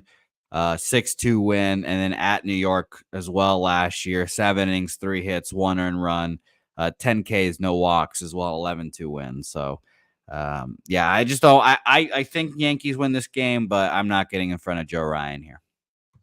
I'm going to do more than that. I'm going to trust the market move, and I'm going to bet the Minnesota Twins here while we do this. So I'm going to be on the Twins. I think the market is telling us the story. I also think that we should look for a live under. The problem is, though, in the key pieces of each bullpen are being used. So I could imagine that the weaker links will come out here. Yeah. Alfred, first 5 under was interesting to me here as well, obviously, because I like both pitchers. But I saw, a minor move, maybe, I don't know, but this opened up at 4.5 minus 125 to the under. Now it is 4 minus 110. So very interesting. Very here. George Wood liking Yankees first 5. Bo Jackson on the Twins. Joe Yurkovich talking about the Twins avoiding a sweep. Barry Smith liking the Twins here, says that it thinks that if I move here that I will be with a winner. Mally Mal says Joe Ryan deals. Madadi says Joe Ryan owns this Yanks lineup. He says post-game interview, Rocco mentioned and emphasized that this was a must-win game plus getaway day. He's on Twins money line, Twins first 5, Twins run line, and alternate line at minus 2.5. Tariq B in the house. Wow. He likes the under at 8.5. I get it. I don't want to be involved in the total here. This is I think a real true coin flip situation. So I'm not going to be involved here, but I am moving on Yankees Twins. Now, I'm moving on the Twins. We do have Troy Torrence backstage ready for his basketball segment. Troy, if there's any games here that you would like to open up your MLB account on the show, as NBA leaves, we're going to want you more involved in MLB.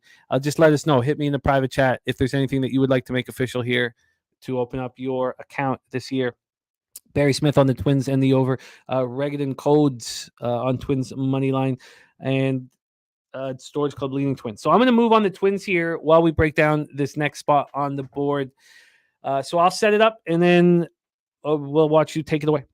Let's go. Next up for 6:40 p.m. Eastern, New York Mets 19-23, 9-9 on the road. The Philadelphia Phillies 31-13. Jose Bouquet's Philadelphia Phillies is called to win the World Series. They were my call at 17-1 last year. Did not pay me out. We're in Citizens Bank Park in Philadelphia, Pennsylvania. Let's take a look. I didn't realize they become my Phillies. It's nice.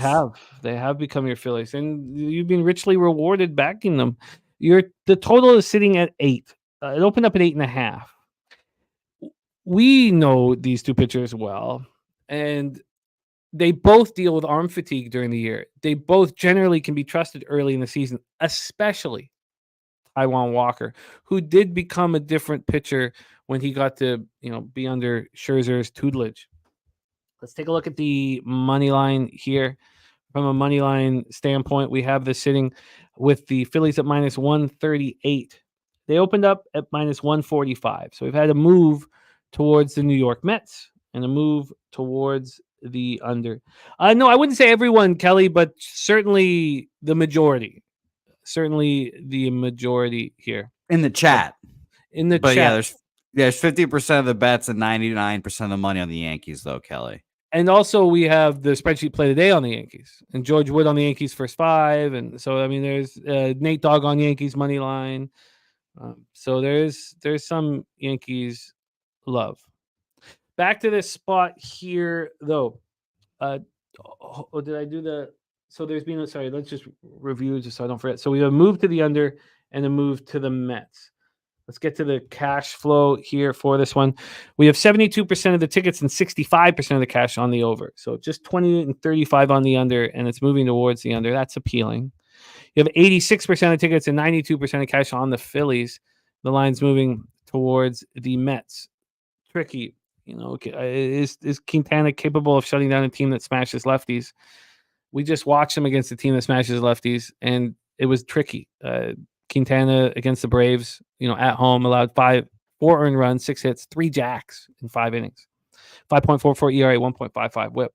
You would basically have to go against the X's and O's, I think, to bet an under here, or trust the bullpens, which is another way of looking at it. We have the Mets bullpen being excellent, 2.98 ERA, 1.24 whip, converting 10 of 16. And the Phillies bullpen's been much, much better of late. Now 4.44 ERA, 1.36 whip, converting 13 of 19. So I'm that Heat back to Philly team total over 4. Joe Yurkovich, Phillies team total over 4. Phillies score at least 4 runs, 24-3 last 27. Quintana not as scary and a lefty locked in. Justin McKelvey again has that stacks play today. Martinez over 1.5 bases and eyeball 509 Phillies run line. BJ's best bets in for NBA. I will copy and paste that. Lucky lefty looking at the Mets first 5. I find it very difficult to not look towards the New York Mets and the under. But I don't know if I can get there. We need one last thing. We need to know the weather in Philly. It's 65 Fahrenheit. It's cool. 11.2 miles per hour in. Dives down to 9, but always in, straight in. Take it away, Jose Bouquet, Mets, Phillies at Citizens Bank Park. Sure. Mally Mal messaged or commented, said that Jose has not looked good in the last few games. I thought he was talking about me. I was like, God damn. What the fuck did I do, Mally? Shit. Yeah, you know who texted me Mets today? Alex Pavone. Yeah, he texted me. Yeah, he texted me New York Mets today. So I feel kind of obligated to bet the Mets, but we know how those bets go. Jimmy, shout out to Pavi. Yeah, I looked up Quintana's numbers or his last few starts against the Phillies, and before he was a Met, he dominated them. And now that he's become a Met, his last 2 starts, 4 innings, 7 hits, 4 runs, 3 earned, 6 innings, 8 hits, 6 runs, 5 earned, 10 strikeouts in that last start. No walks in either start as well. So very interesting. I'm going to bet the Mets here, I think. I've kind of gone back and forth on this bet, and I don't have obviously much action on the card here today. I only have one bet that I locked in, and everyone can probably guess what that is based off looking at the lines. But yeah, I mean, like you said, 86% of the money 86% of the bets and 92% of the money on the Phillies here, and it's gone down towards the New York Metropolitans. It's like that big red flashing light for me that says the team's bet on or whatever the case may be. So New York Mets for me, full game money line. Why are you staying off the under? That's a good question. Again, I feel like we could do this every time, like dog and under, because it seems so frequent that if the market's moving towards the dog in this way, that it's probably moving towards the under as well. What did you have this opening up at? Out of curiosity, I had this at -115 to the under, and Bet Online still hasn't moved it down to 8 yet. It's at -125 there, but Bovada has the 8 juice to the over. So, what do you have? I have it right now, just only -103 to the under 8. We talked a bit about it off the top. This opened up at 8.5, and it lasted there until 3 this morning. And it was only -107 to the under. And even at midnight, it was a pick 'em at 8.5. And who in their right mind, other than the way the Phillies bullpen's being impressive and the Mets bullpen of late, of the 2 last weeks, and the Mets bullpen's been so good, who in the right mind would want an under in this baseball game? Yeah. All right. I'll roll with it. Yeah. I mean, the market is dictating it. So I have an 8.5 juice to the under, still -125. And I'm taking full game money line +127. And our guy Josh says, Jose, you know the Mets have no shot. Why do you like to lose money every day? He has not lost money every day. I lost money every day up until yesterday, Josh.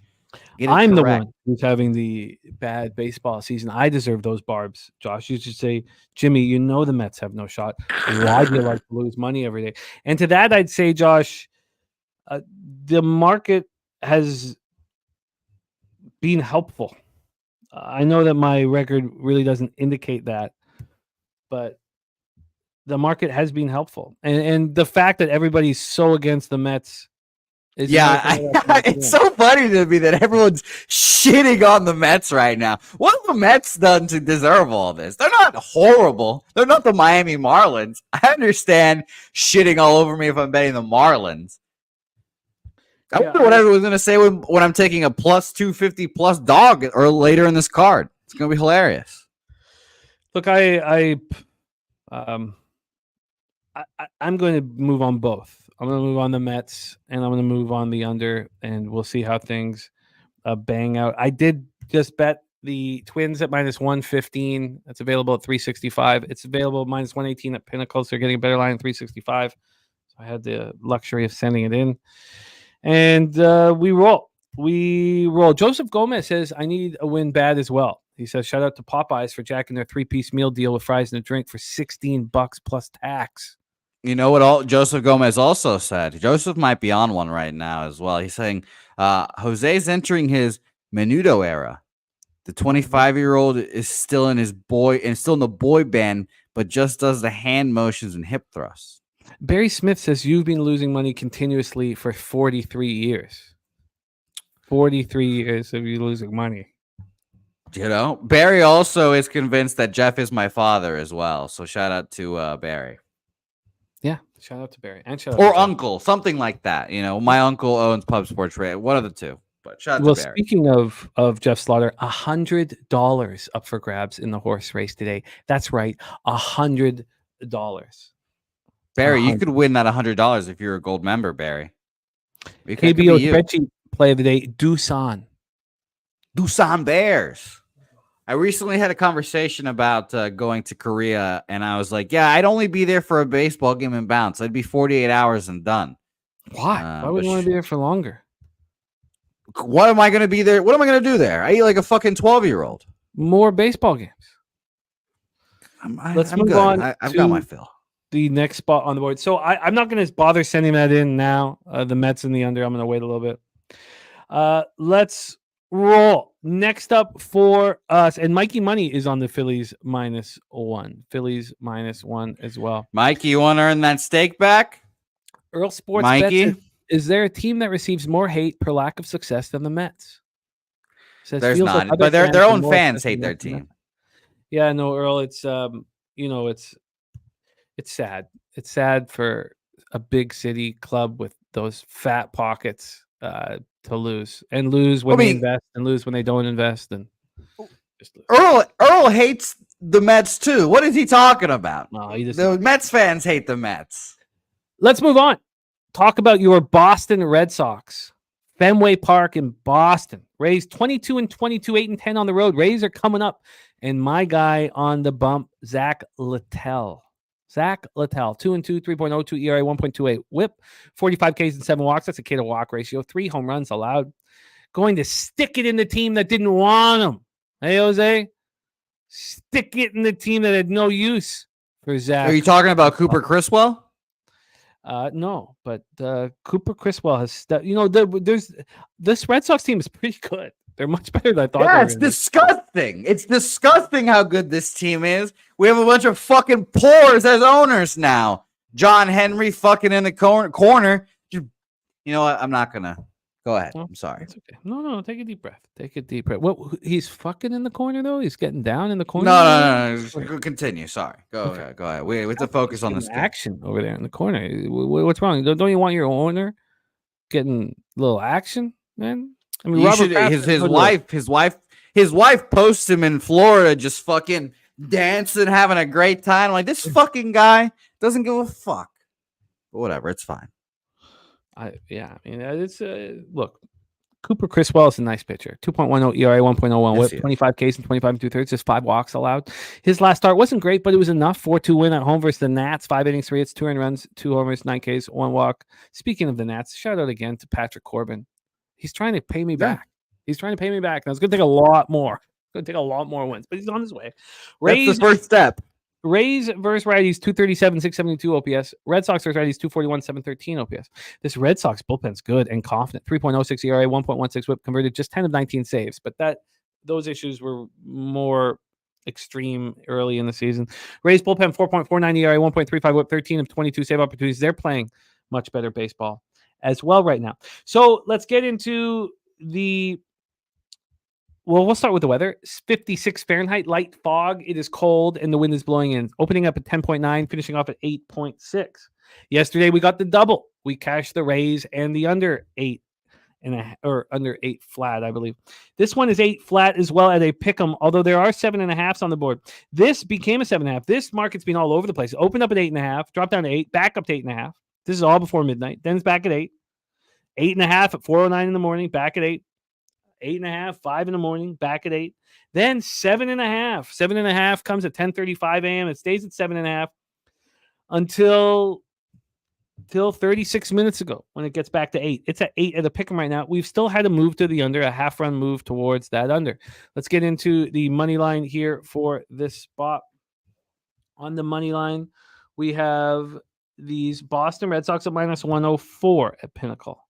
They opened up at -106. So we basically had no movement on the side and a move to the under on the total. Let's get into the cash flow here. We have 53% of tickets, 64% of cash on the Red Sox. So that's why this line's not moving. It's coin flippy, and it's coin flippy on the total. 56% of tickets, 56% cash on the under. And now we have an 8. Let's Dance is on the Red Sox.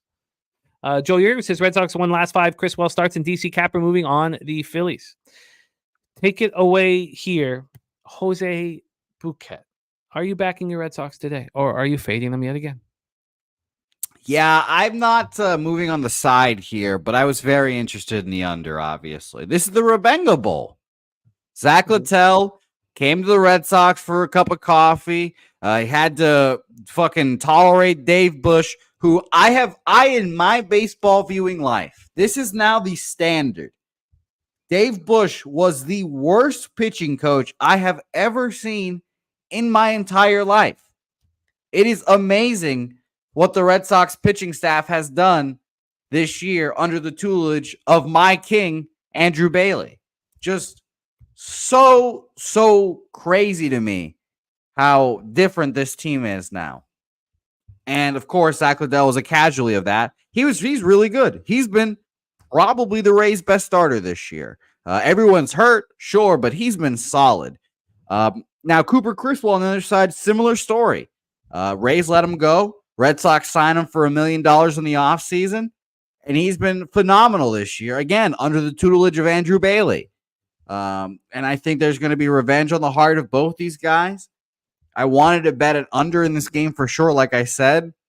It's like I'm getting a 7.5 now, and I would much prefer the 8. And I thought about betting a first 5 here as well, specifically just to focus on these guys. I know both the bullpens are very good as well, obviously, and the Red Sox bullpen pretty still rested as well. Only Cam Boozer threw a lot yesterday, and that's fine. He's not the best arm in the bullpen, and nor is he the worst, but he's solid. And for the Rays here, they threw Fairbanks through, and if he goes again, it'd be his 3rd day, so I don't think he's gonna go. Maton went. Armstrong's gone twice. Oh boy. Oh no, that was me. Okay, sorry, lovely. Sean Armstrong, like I said, has gone back-to-back days. Phil Maton's gone back-to-back days. This bullpen's been used up, so I truly lean Red Sox money line here. I just don't have the stones to bet it, and the market has not moved enough in my favor to really feel confident enough to bet it. So I lean Red Sox here, but the totals, like I said, was more interesting for me. And like you mentioned, I'll reiterate, only 56% of the bets and 56% of the money on the under in this game, and the line's reacting so drastically. So I do want unders in this game. I just don't know exactly how I can bet it. You just need to be patient because it's going back up. While we're talking, there was a 5-cent move to the over while we were talking at 365. So the 8s are back. They're going to be back. They might not be back. I just refreshed, and now I have an 8 minus 115. So I'll bet that then. All right. Jose is moving on to full game under, and I'd like to join him, but this actually might be a double up spot. What a weird, I refresh the lines. It doesn't move. I refresh the whole page. It goes from 7.5 even money to 8 minus 115 for the under. That's so weird there, but whatever. Before we move on to our next spot on the board, now I've got to decide whether I want to double up on that or not, and I'll figure that out on my own time. And I'm happy that I'm not putting it in right now because I do kind of want to see what happens with this market now that it's moving towards the over again. So, but Jose on the under 8 at minus 115. Jose, before we move on to the next game, Pirates Cubs, can you please put back the heading for Yankees Twins? Because we have the first official play of the season from our Troy Torrence. Troy, my friend, welcome to the show. I'm excited to cap NBA with you, and I'm excited that you're going to get in the mix now with your first official plays of the Major League Baseball season. Joseph Gomez, that'll get right back up to 8. Just be patient if you want the under. Troy, take it away. Your first official pick of the season. So as you guys probably know, with MLB, most of this is just purely plays on the market, but I do have some other numbers for you. So I put in the chat when this game was on, and you guys were talking about it. Twins are 8-3 at home market, moving towards them, basically in this type of market. Yankees 2-7 on the road in this type of market. If you put this specific parameters for this game on the total and the side, and you get a 6-1 spot for the home team. It's a very rare spot because you don't see this type of line movement, this aggressive type of line movement. You got Joe Ryan, who, based on his xERA, we should see favorable regression. And Schmidt, on the other hand, he's been great. I've been backing him all season, and that's to Jimmy's account because he's been, talking about this guy for over a year now. And we should see some negative aggression from his standpoint. The Twins are 3-0 last game of a homestand. beating the Dodgers, the White Sox, and the Mariners, covering the run line in all three. So I'll move on the Twins. I took it at -120 while we were live on the show. I love it. I moved on to -115. We'll give you that -115 for record-keeping purposes because it's available right now. It's still available at Bet365. It's available at Heritage as well. All right, Troy. I'll move on the Twins as well. By the way, I'll join everyone. I'll join everyone. I'd love to have a -118 cash is what I cow got. or like a sharp trap as my first play, but I'm willing to move on this one. And the one coming up in a couple games here is one I'm excited about. So Yes, we are going to bring you back. There's our guy Vincent Siggers in the house.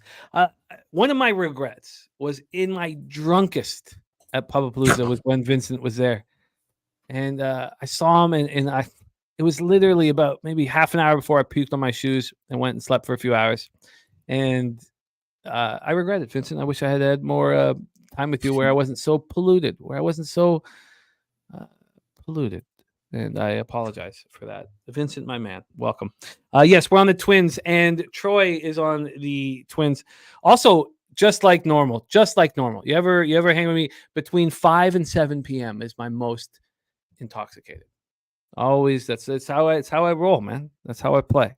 Between 5 and 7 p.m. Pubapalooza, it's a little extended. It's like from I would say about 11 a.m. to about 5 p.m. So that is like an hour into the show. That's when Jimmy's officially polluted throughout the entire show, and then about 2 hours after the show. I mean, if anyone walks into the studio at that point, Jimmy's like, pour up a fucking shot. Let's go. But line them up. That's how I do. That's how I do. Troy is officially on the board with the Twins. -115 is first spot. We will be keeping track of every single pick given out by any person that is live on our show. And Troy, with a very successful basketball season, following a very successful football season, we'll see how he does in MLB. Troy, I love it. We're going to bring you back for the next official spot on the board for you. And Troy, on these Thursdays, we want MLB action from you starting now. Okay. There's just not enough NBA games, so we want you to be a part of our MLB starting now. This is the beginning. Now I know you're very busy on these Thursdays as well, so we'll figure out how to make that work. Let's roll on. Jose Bouquet. Troy is on the board. Now, our guy Doug in the chat is on the Pittsburgh Pirates and Jared Jones, the great young pitcher Jared Jones. To add another layer of difficulty in the cap, these pitchers just faced each other. To add more difficulty in the cap, Justin Steele has not looked good since coming back from injury. 6 earned runs in that 10-9 loss at the Pirates. Now, these pitchers also didn't face each other when the Cubs played the Pittsburgh Pirates. So let's set this up. These Cubbies 13-6 in the friendly confines of Wrigley Field. Troy Torrence is on the Cubs' first 5, but he says the weather and the market has me unconfident. Doug got the Pirates at +118. Jared Jones last start, 7-2 loss at home versus Cubs. Wasn't on him. 6 innings, 7 hits, 3 runs, 2 of which were earned, 1 homer, 4 Ks, 2 walks, but he did look somewhat susceptible. We did fade him in that start. 56 strikeouts and 7 walks for Jared Jones. I mean, he's a hell of a pitcher. The Pirates hit lefties, 242, 728 OPS. That might not sound like big numbers, but that's like what, top 8 in the league? I would venture to say. I would have to go over that, but that's the league as a whole are not hitting lefties. Cubs versus righties, just 227, 688. They get their glory against left-handed pitching, not against righties. So Jared Jones could be in for an okay start, but they just saw him. Pirates bullpen, 4.39 ERA, 1.35 whip, converted 12 to 22 save opportunities have not been good.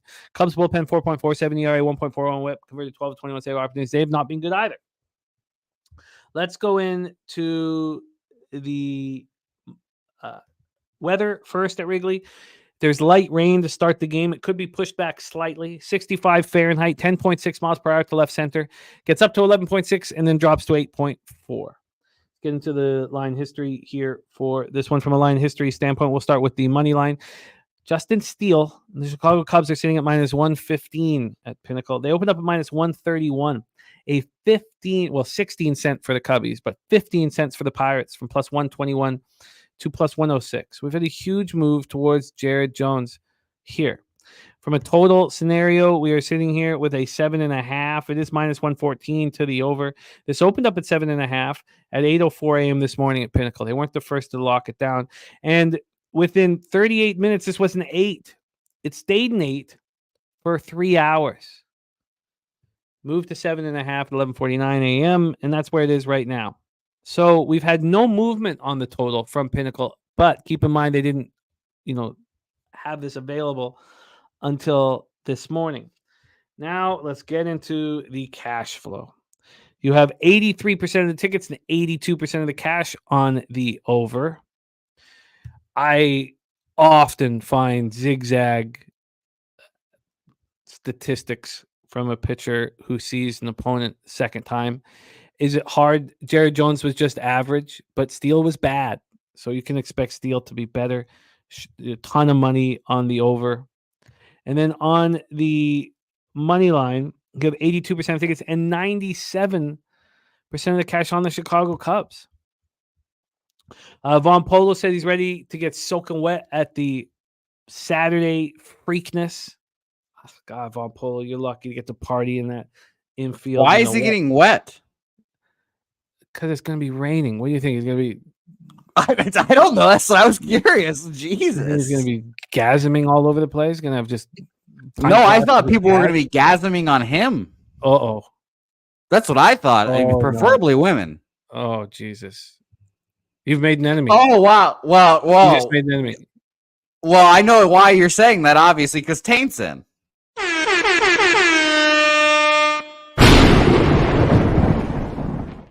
I am appalled. I'm absolutely appalled. You laugh like that. Jesus. My friend Von Polo. My God. It's because he's an Orioles guy. Fuck the Orioles. They're going to be a pain in my ass for the next fucking 12 years. Life now. Von Polo right now. I'm not allowed in Baltimore anymore. Fuck. He's cleaning his gun right now. Yeah, I'm gonna get some laced drugs in Baltimore. Oh my my guy Von Polo. I cannot believe that. Just a shock. Just astonished. Even Justin appalled. Wow. Anyone can get it. Justin once told me I had a yellow picket fence teeth once. So that was me, actually. That was my line. He said you have yellow teeth. I said they look like a yellow picket fence. That was a great line. Sorry. It was a fantastic line that your teeth look like a yellow I know. picket I haven't forgotten, obviously. That was a great line. You don't forget those. Give me some respect here. Your teeth look like a yellow picket fence. That's a quality line. It is. Hey, I didn't forget it. Stuck in your head. It's going to stick in your head forever. Hey, every time you smile, the hell good. Exactly. I was gonna think of fucking what's his name, Huckleberry Finn, just painting a fence yellow. That's my fucking teeth. Yeah, feels good. Now let's get back to this one. Here. How do you not move on the under in the Pirates in this one, Jose? Take it away, Pirates, Cubs, and do not slander any more of my friends, please. Of course not.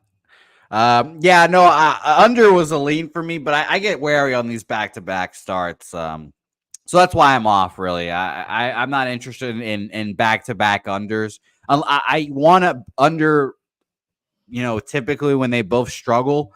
And I know Steele did, give up a 3-run home run to Joe. And obviously I was paying attention to this game because I had the Cubs, and this was against Paul Skeens. And we were the most lucky we could have been. I don't know. I think it was the weekend, Jimmy. I'm sure you saw the inning that the fucking Pirates had with fucking like 5 straight walks, and they walk in a shitload of runs. Yeah, that was this game for the Cubs here. So in normal circumstances, the Cubs get their ass spanked in that game. But I'm just off this game. I don't like the back-to-back, especially with a young pitcher like Jones. I think he could get touched up. I am particularly excited for, I don't know if it's tomorrow or what, but Paul Skeens goes again. Today's Thursday, so yeah, Friday I think he goes. So I guess it's tomorrow. He goes again tomorrow against the Cubs. I'm very interested. There in fading him in a back-to-back with major league hitters being ready now for what he's got. Notes, film, etc. So I'll be fading Paul Skeens tomorrow again. But nothing here today for me. The weather hasn't warmed up yet to the point where, these unders, these unders are just cashing right now, and I don't think they're going to stop. Matty Ice on the first 5 under. I'm going to join him on it, and like I'm cashing these unders right now. I'm 13-2 in unders in the last 2 days. Yeah, no, that's how I was dominant in the first like few weeks of the season, and then I got crushed by them for like the last 2 weeks, and they're seeming to come back, which is nice. So I lean under with you here as well. I'm just not on it. And Madadi, I will do your request in the chat if you become a member, and if you become a gold member, I'll put some real vigor into it. Madadi, so ball's in your court. An interesting stuff from Troy. Actually, Troy, can you jump on and talk this out? It's very, very fascinating. Again, we need to know what your dad thinks. With the market efficiency, I don't need to know. I don't not want to know about. What I want to know about your talking about how efficient the market is for Cubs home games and equally inefficient with Pirates on the road. Can you expand on that? Yeah, so I filtered the Cubs when they're short home favorites between -110 and -150 just to get a big enough sample, and it all lined up because the market is incredibly efficient, meaning the way the market moved predicted the right winner 85, I think it was 81 to 85% of the time. It was like 14-3 or something like that. And I got the Pirates up right now. Pirates on the road are, and this is over the past 2 seasons, so it doesn't happen very often. Pirates on the road is a short dog. The market is incredibly inefficient, only 1-6 in predicting the right outcome of the game. And when it moves towards the road teams, when it moves towards the Pirates, they're only 1-4 straight up. But the under is also 1-4. And should that take me off of it, or can I say that the sample size is too small? I would say that the sample size is too small, but that's something that, like, I'm sorry, I'm getting a. No, it's my bad. It's fascinating and important. Fascinating. Yeah, I mean, I wouldn't let that keep you off of a side. Usually, when I see something like that, it's like very polarized both ways. I would say that the market, you can just trust your cap at that point, and don't be so worried about what the market is telling you. I would 100% rather go first 5 than full game, though, because of how tired the bullpens are. Why? Yeah, because I don't trust either of these bullpens. I think they're not good. Okay. Steele, Steele's a guy I always want to back. Last year, I bet Steele every game. It didn't matter what the market did, and it performed almost as good as the cash cow spots. So this is just a guy that I'm going to back. Cubs at home, off a loss against the division rival, or actually off a win, right? Against the division rival. They got all their guys in the lineup. The market, this line is short. This line is short, man. The market, I guess, would be saying to take the Pirates. And, yeah, so I want to let me keep you off of. I'm going to take the first 5 under 4. I'll tail taint here. I won't take the full game. He says that Steele's going to shove. Jared Jones in his first start at Wrigley Field is a must watch. Why wouldn't he shove here? He wasn't that good in that last start, so. Yeah, you said he was susceptible, and I agree. I thought they were getting good contact off him, even though they weren't finding grass in the outfield, but they were hitting the ball, barreling it up pretty well. I think he's probably excited to get another opportunity to go up against these guys because he did not pitch that well, and now there's perfect weather for him. Okay, so I will move my full game to a first 5 to tail taint, and I will be on the Pittsburgh Pirates. We're going to keep Troy here for our next game, but just before we do, let's give another shout out to our guy Matty Ice.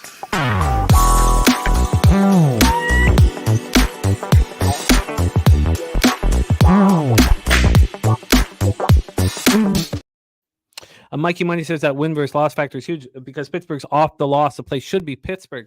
Says the angle is 59-24 and Pittsburgh's won 9 of its last 10 off of a loss. Or the angle. The angle's won 9 of its last 10. I love it. I'm gonna roll. So I'm gonna have lots of action on this card. And the way I've run the first 2 days of the week, I'd like to keep that going. So let's roll. This is the second official pick here from our Troy Torrence. 8:10 p.m. Eastern with the Oakland Athletics. 19-26, 9-13 on the road at Houston Astros. 18-25, 10-12 at home. We're at Minute Maid Park in Houston, Texas. We have Joey Estes on the hill here. We spoke a little bit about him off the top. a 22-year-old from Lancaster, California, 16th round draft pick out of high school. And he did not look good in Vegas this year, but we know how tough it is to pitch in Vegas, even though it's not that hot yet, but it's hot enough.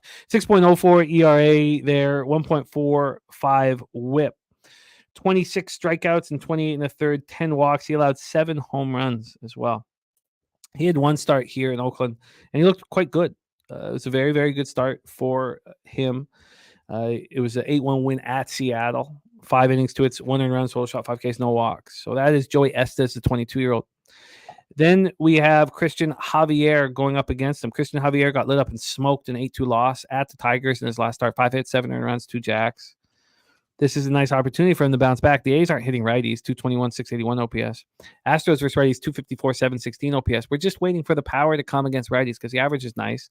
A's bullpen, 3.49 ERA, 1.22 whip, converted 10 to 15. They've been slipping of late. And the Astros bullpen, 4.26 ERA, 1.36 whip, has looked quite a bit better of late. Earl Sports leaning towards the Astros run line. Astros going to go on a run now with their schedule not being a gauntlet. Well, I have some interesting information before. Actually, let me set this up here, line history, before I give you the interesting information. First off, from a total side of things, this is sitting at a 9. It's juiced to the over. This opened up at 8.5. It's now at 9.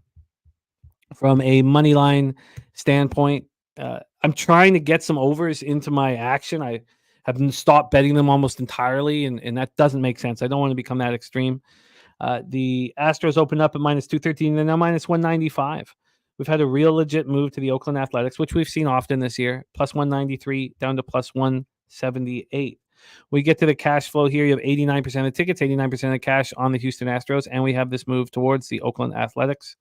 And then when we get to the total, we have 71% of tickets and 64% cash on the under. And yet this is moving towards the over. So here we go.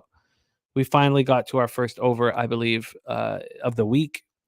But before I hand this over to Troy Torrence for number 2, before I do, you guys should know this. And that is, sorry, here, let me get this going. You should know that cash cow alert.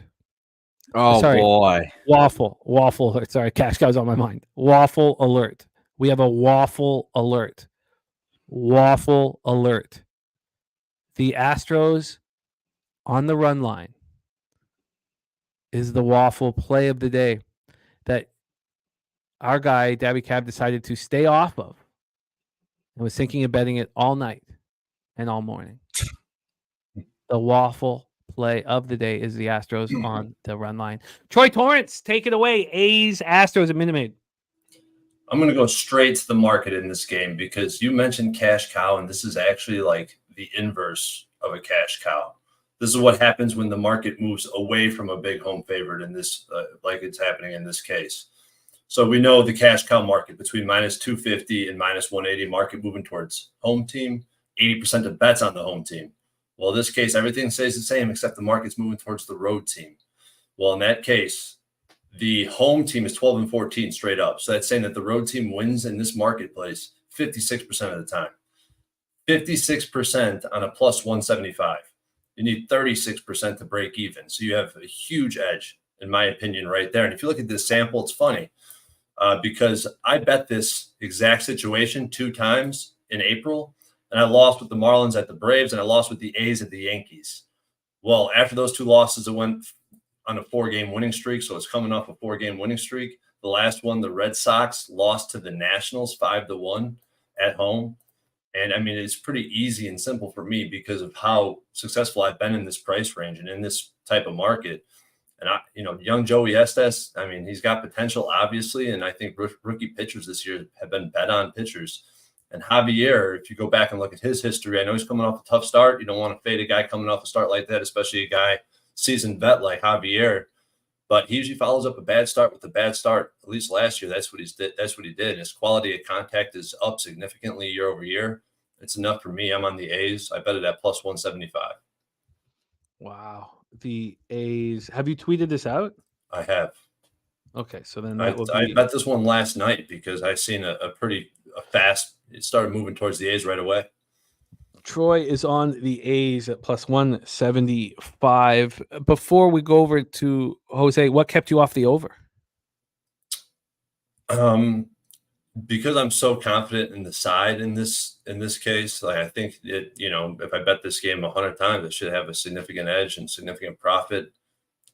I do agree that the over does look like the play, but when the over is the play, when games have gone over in this market, the road team wins. So I'd rather be on a plus 175 than a minus 110.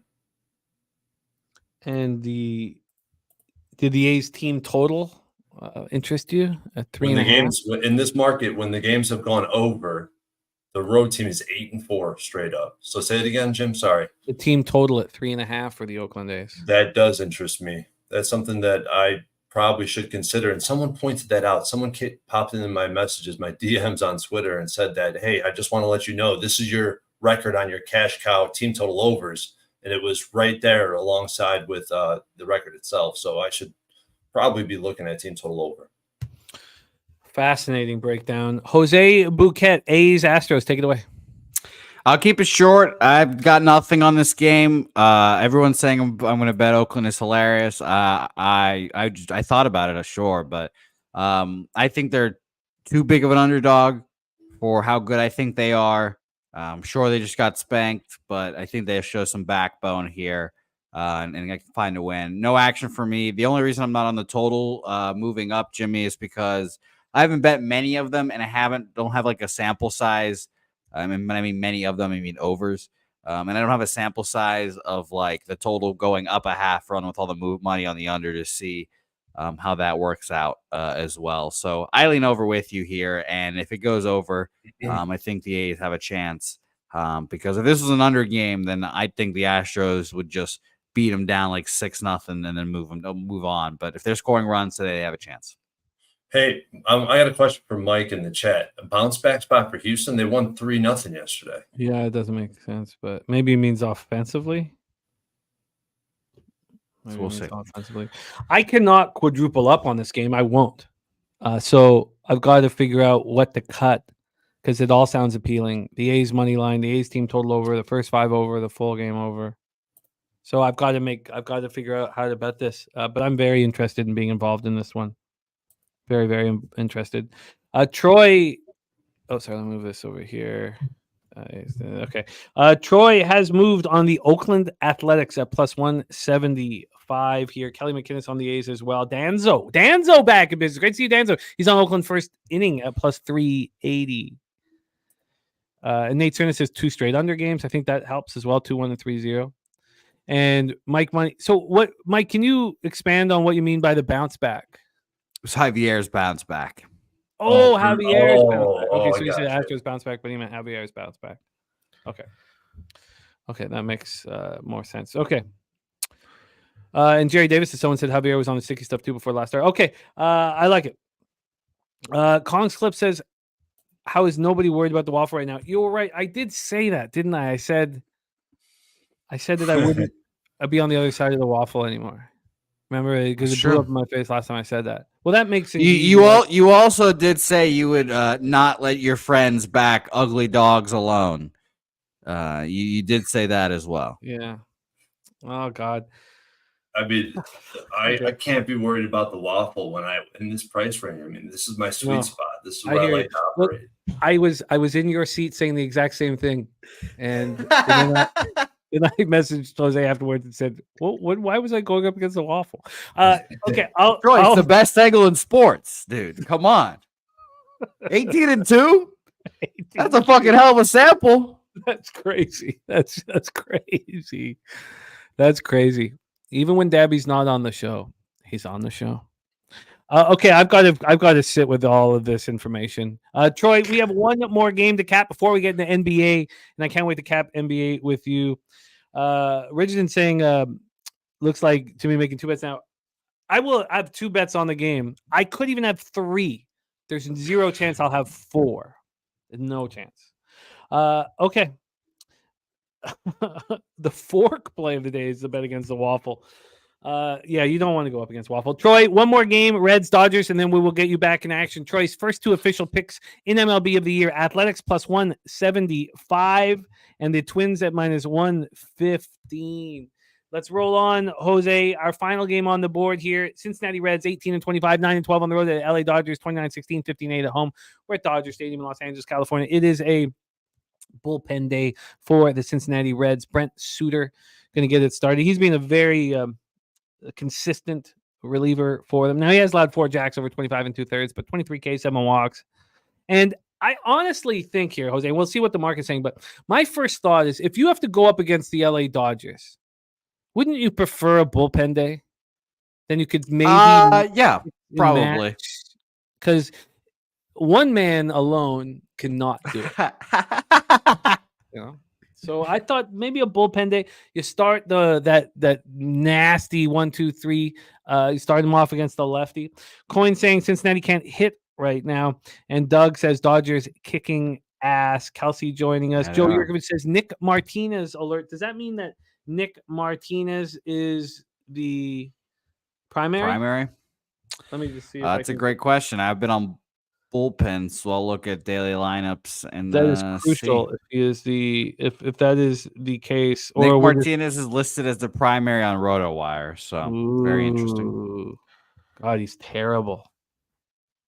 Wow. Now he did face these Dodgers quite a few times last year, I'm sure, as a Padre. I'm going to look up his numbers against them to see. But I have a feeling that he of all people on this Reds roster is not going to be intimidated by the numbers of these Dodgers. Yeah, he's not. You're right. That's an important point. He's just not that kind of guy. He's just going to fire away at them. That is an interesting point. He's not going to be intimidated. So no starts against them. His last start was in seemingly 2022. But did not give up has not given up a run against the Dodgers in 2 years. If that makes you fair. 1 inning, 2 inning performances, all no earned runs there. So it's pitched well against them. Okay.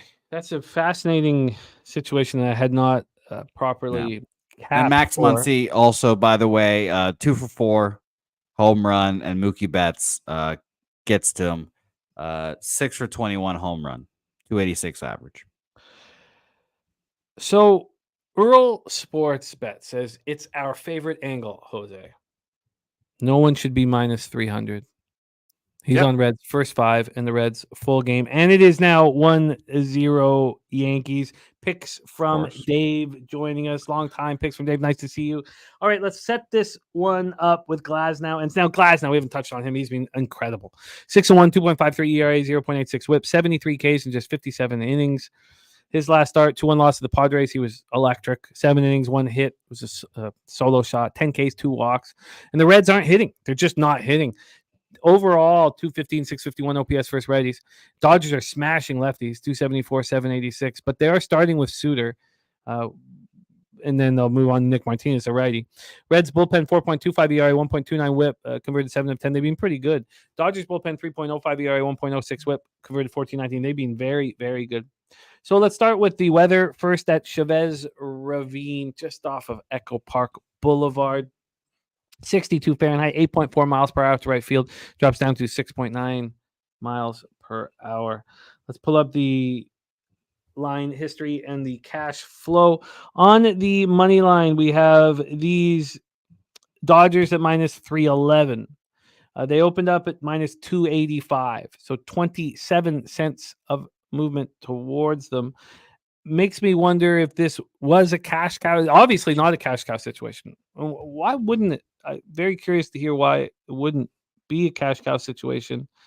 By the way, as Pinnacle's got it at minus 311, my bookie wants you to stop betting. And that's not my personal bookie, but the site, my bookie, wants you to stop betting them. My hello, bookie Troy. is what up, Troy? And I can't wait to hear your answer to that. My bookie moved the Dodgers to minus 357. Oh my God. The anonymous gambler who runs the book there I know what he's doing. He says we don't want any more action on the Dodgers. So that is fascinating. We have 68% of tickets and 53% cash on the over. 32 and 47 on the under. Let's take another look at that total again. So that total is sitting at 7.5, and it opened up at 8. Right now, it's juiced to the under at 7.5. So can the Reds do enough? Because it sounds like Glasnow will handle it. Again, it's cool in LA, but it is blowing out to right field. Pitcher's ballpark blowing out to right field. So 68% of the tickets, 53% cash on the over. The under is very appealing. And then the money line here, we have 94% of the tickets and 98% of the cash on the LA Dodgers. So, Troy, why is this not a cash cow? So this doesn't fit the criteria for the cash cow because of how expensive the run line becomes with such a low total. When you take that cash cow market and you filter it down to when the total's 7.5, it's only 43% against the run line. And the bigger you get, it just becomes more of at best, a coin flip. I can't find any profitability in this sample. Even, I guess you do get a little bit more once you get above 300, where this is really suggesting that the Reds are not, that Glasnow's going to come out and throw a fucking gem. But at the same time, it's just not enough for me. And it's a small sample of teams above minus 300, so I don't trust it as much. It's just a lot less profitable, and a lot more times than not, you see these games landing on 1 with these low totals, meaning the home team wins by 1 run. Mm-hmm. Very, very interesting. Very, very interesting. We'll stick with us because we'll get an NBA next. Jose, your plan of attack here in Reds Dodgers. Yep. Reds full game money line for me. No team should be minus 300. Not even with Tyler Glasnow on the bump, et cetera, et cetera. Reds aren't even that bad. I forget, it was the Dodgers a minus 300 earlier this season against the Diamondbacks, who weren't a bad team. They lost already as well. So I'll take the Reds here. Point and laugh. All you guys want. We'll see what happens at the end of this game. I expect it to be a good one. So, and like you said, the bullpen day makes me feel better about the Reds. Sure. If you like the Reds, why is the under not appealing to you? Just because I don't want to double up for unit's sake here, but the issue is if I think the Reds are going to be in this game, I think they're going to have to get to what's his name, Glasnow. So and there weren't enough tickets and bets on the over to make me feel confident enough to bet the under in this game either. 68%, 53% of the money. By the way, single for Verdugo, 2 on now, unfortunately. Oh, no, Fletch is right about this. He's talked about this so often. He says, remember over the years, I told you guys when the Dodgers or Giants play, it usually takes a toll on both teams. It was a great fade if the game was played the following day. Interesting. Yeah, I could see it under just based off the exhaustion there, I guess. Yeah. Same here. But yeah, I'll take the Reds here. The Reds for Jose, the under for me. So Jose, and don't worry, Coin, I didn't think you were specifically laughing at me. Don't worry. It was just general. Yeah, just a general laughter at Jose. Did you say Dodgers at home this year were minus 300 against the Diamondbacks? No, I think they were at the Diamondbacks for that game. But they were minus 300 against the Diamondbacks, and Diamondbacks weren't bad. The 3 games this year, the Dodgers were minus 300. They lost 6-4 against the Nationals on April 15th. They beat the Marlins 6-3, and they beat the Marlins 8-2, and that was more recently. That was May 7th. They beat the Marlins 8-2. In this sample, in the past 2 seasons, Dodgers minus 300 home favorites. Goes back to May of last year, 5-1 to the over, and it's because they're part of this minus 300 sample that cover on the run line. I mean, their average margin of victory is 3 runs. Their average team total is they're averaging 6 runs per game. I could tell you why I'm comfortable going up against it this time, and you have to have conviction to do this. One, the Reds did not play yesterday, right? Am I wrong on that? I thought they didn't play yesterday. Cocksucker, motherfucker. And who pointed out the Giants? I remember looking it up last year. I remember looking it up last year where the Giants, after they played the Giants, they just failed. Oh, they did play. They played at Arizona. What was I talking about? How early was that game? Well, we just had a dropped fly ball. Unfortunately, score for the Yankees 2-0. That is not good. Oh, but I don't have the total. I just have the Twins, so it's not scared the shit out of me. But that sucks. They only used Cruz in that game yesterday. But okay.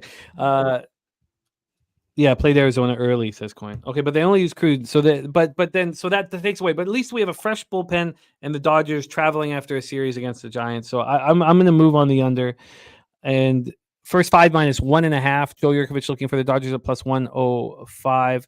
BJ said Dodgers another thing to your point, and that backs you up, Jimmy, is that Dodgers first game back home do not perform well.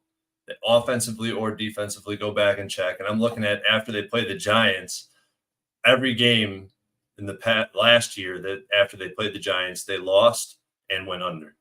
Oh, actually, they beat the Angels 2-0 in one of those spots. So 3-0 now for the Yankees.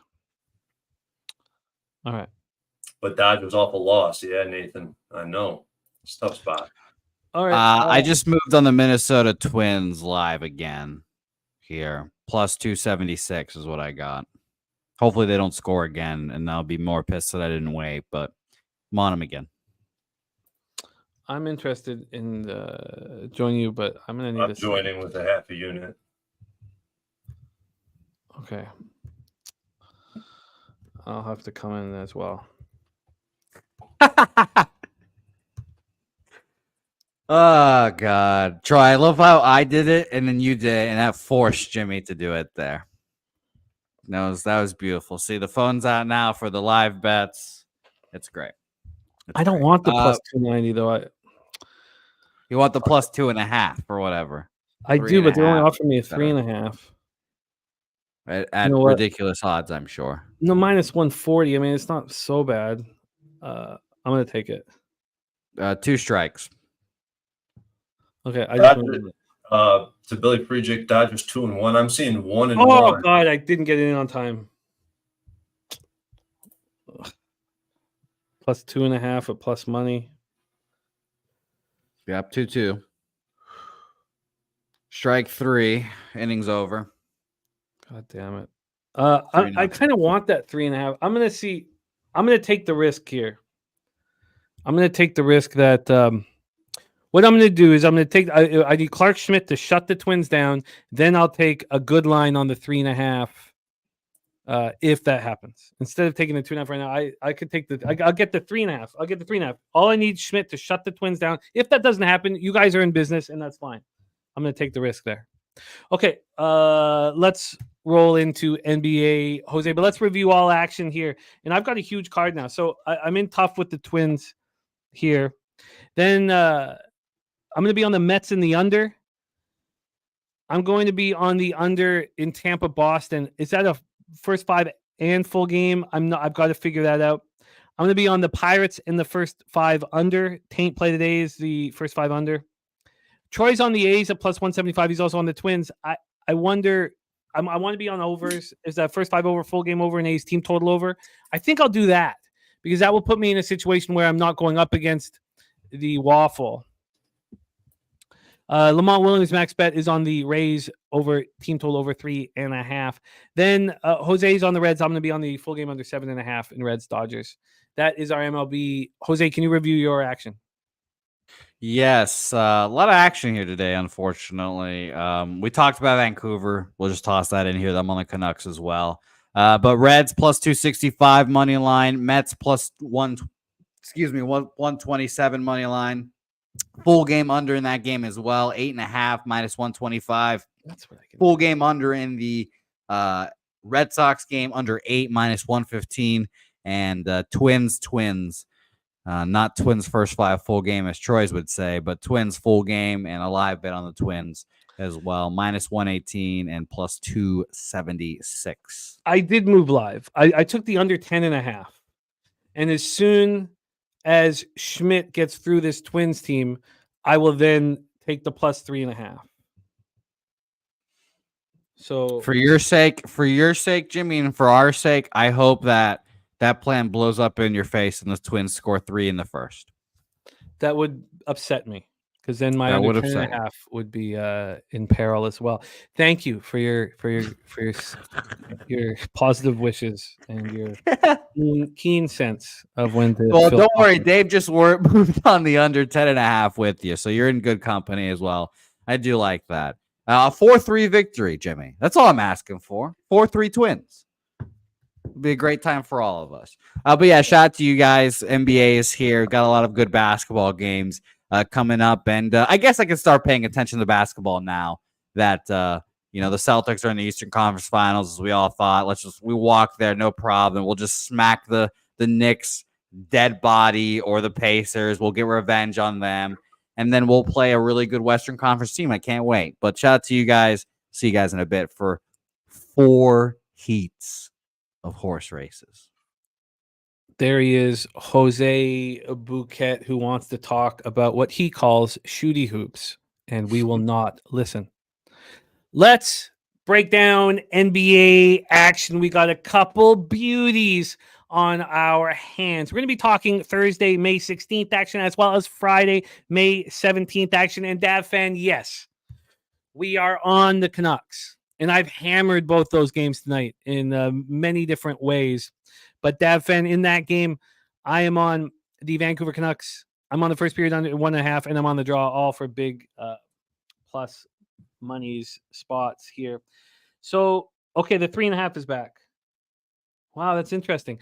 So it's back at minus 140. I wonder what it will be if I can get it at the top of the second before Ryan goes up against the Yankees.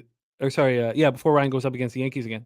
I think I'll get a really nice number. So I'm just going to be patient here and do that. Okay, let's get to work. Troy, my friend, here we go. We start this evening in a huge basketball game. You have been an ardent supporter of the Minnesota Timberwolves. Well, they need you now. They need you more than ever. And can you back them without knowing and with the expectation that Conley will not be available? Let's start there. Do you expect Mike Conley to be on the floor for your Minnesota Timberwolves? I am not sure. I know we need him to be on the floor. I know we definitely need him to be on the floor for me to be confident in backing the T-Wolves. But I am not sure about that, Jimmy. I was 50-50 based on what I've seen, but maybe that's just because I'm a hopeful T-Wolf supporter. Okay. That is fair. Earl says, writing out my Nugget series plus 110 after game 1. No need to add action. Saturated says, no Conley is bad news. Billy Friedrich says, Nuggets in 6. It ends tonight. He said it after game 2. BJ says, Timberwolves moneyline books are collecting Denver cash right now faithfully. And the pig milk play of the day from Billy Friedrich, it is in, and it is the Nuggets moneyline at plus 108. So my plan was to move on the under. And talked about it with DC. I was very confident when we talked about where the cash was. And then it went down to 203 from 204.5. And then it climbed back up like every total is done all year. It climbed way back up. So let's roll. West semifinals game 6. These Nuggets were just 24-17 on the road against Timberwolves team that was 30-11 at home. But we saw the difficulty of the offense without Conley. It's just asking too much for Nickeil Alexander-Walker to be someone who's going to provide excellent opportunities for other players. He's just not that guy. Now, he can defend the perimeter. He can do a lot of good things, but it's just he's not somebody who's going to set other players up for perfect spots. Let's take a look at the line history and see what changes. You guys have heard my breakdown from yesterday. I don't need to add much more, but I do have a couple things. Please tell me as soon as the inning is over here, because I want to move then on the Twins. Let's get into the setup here. And here we go. We have right now the Denver Nuggets are sitting at plus 2.5 at minus 107 at Pinnacle. It's 2 at almost all the other books. It's 2.5 here. This was a 2 at Pinnacle. It was at 2 until 10 p.m. last night. So it's sitting there at 2.5. They're welcoming, if people want to bet the Denver Nuggets, it seems like Pinnacle's welcoming it there. Do we see other 2.5s on the board? Yes. Bookmaker, Bet Online, Heritage is at 2. The Bovada is at 2.5. All these books are at 2.5, but it's cheaper vig over at Penny. From a total standpoint here, we have 205. 205 at minus 106. Again, this was 203 last night. Your innings over, Jimmy. The innings over? Okay. 203 last night. So here, Troy, why don't you take over for a little bit, and then I'll jump back in. I want to get this live bet in on the Twinkies.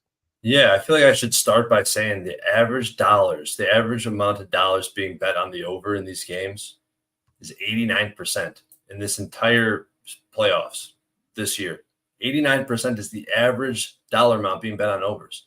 That's incredible to me. And actually, I see a similar trend looking at MLB, where it's like an average of 81% of the money is on the over. It's just ridiculous. And that's since the start of May. So I don't know if it's something that's recently developing or if like the public there's more public action in the market right now. I'm not sure how to explain it. But for this game, this Nuggets team, certainly my kryptonite 2 years in a row. Game 2 of this series is where my personal psychology and mental was just fucking broken down. You know, despite my infatuation for the T-Wolves, I bet the Nuggets in game 2 because it was historically a smash spot for the home team off a loss. And, you know, the Nuggets were the defending champs and I faded them. I feel like my whole mentality, my whole psychology kind of got thrown off the track on that game 2 game.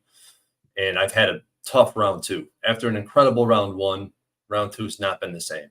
And shout out to you, Jimmy. I mean, you've been a killer in this category, just the NBA. We've talked about it before. I really think you're extremely strong in this sport. I've not been. I've been screwing things up by getting too cute here, and it's upsetting. But I did hammer the Nuggets in game 3. I feel like I just been getting too cute, and it's cost me quite a bit of money. Not hammering the Mavericks as hard as I hammered the Celtics. I mean, I just don't know why that was. But let's talk about the key parts in this. It's Jokic. 99 points over his last 3 games. First 40-point game of the playoffs with 13 assists and 0 turnovers. Went 8 of 9 against Gobert. King Gobert, after getting, dominated. King Gobert, after a couple days to think about things, think about what he did wrong, can he do anything about it? I don't. A lot of what I'm going to say in terms of changes that the T-Wolves can make is removing Gobert from the lineup completely and or moving him off of Jokic directly because he's just been incredibly inefficient. I know he's the defensive player of the year, but he's more reactionary, whereas guys like Naz Reid, even they have a bunch of great defenders on their team. They anticipate. They play with anticipation on defense. I mean, Naz Reid had more blocks in game 2 of this series than Rudy Gobert's had in the last 3 games combined. And that just tells me that he's playing with anticipation. That little baby hook, the little over-the-shoulder shots, that little fadeaway jumpers in the paint that Jokic shoots frequently. Rudy Gobert is not equipped to defend that. And he's never defended Jokic well. So I don't know why, we were so hopeful for him he's the defensive player of the year. He should be able to at least be formidable against the best offensive player in the league, maybe that we've ever seen, but he has not been.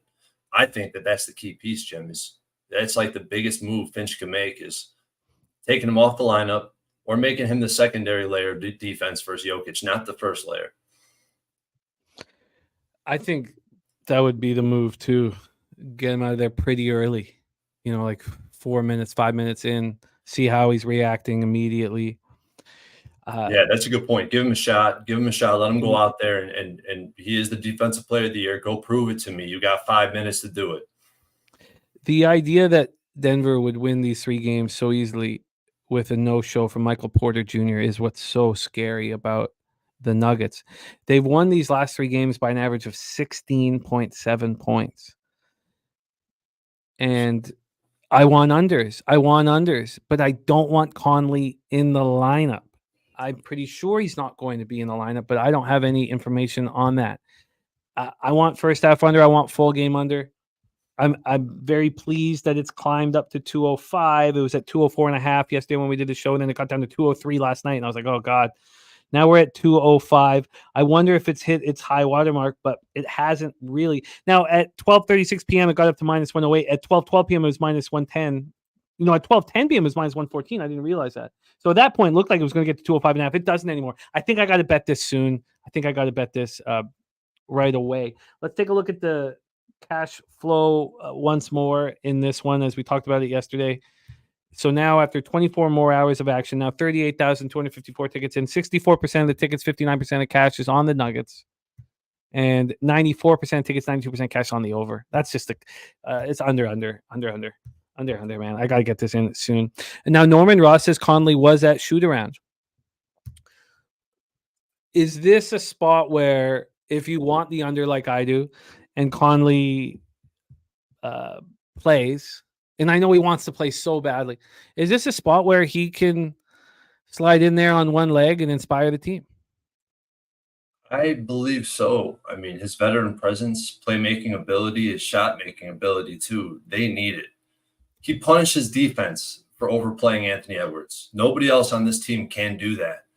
And without Conley in the lineup, you could tell that the defense for the Nuggets was clamps. It was clamps.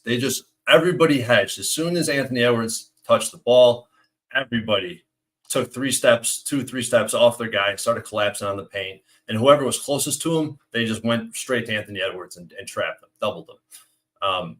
When you have Mike Conley on the court, he knows how to attack closeout defense. So, Anthony Edwards swings the ball.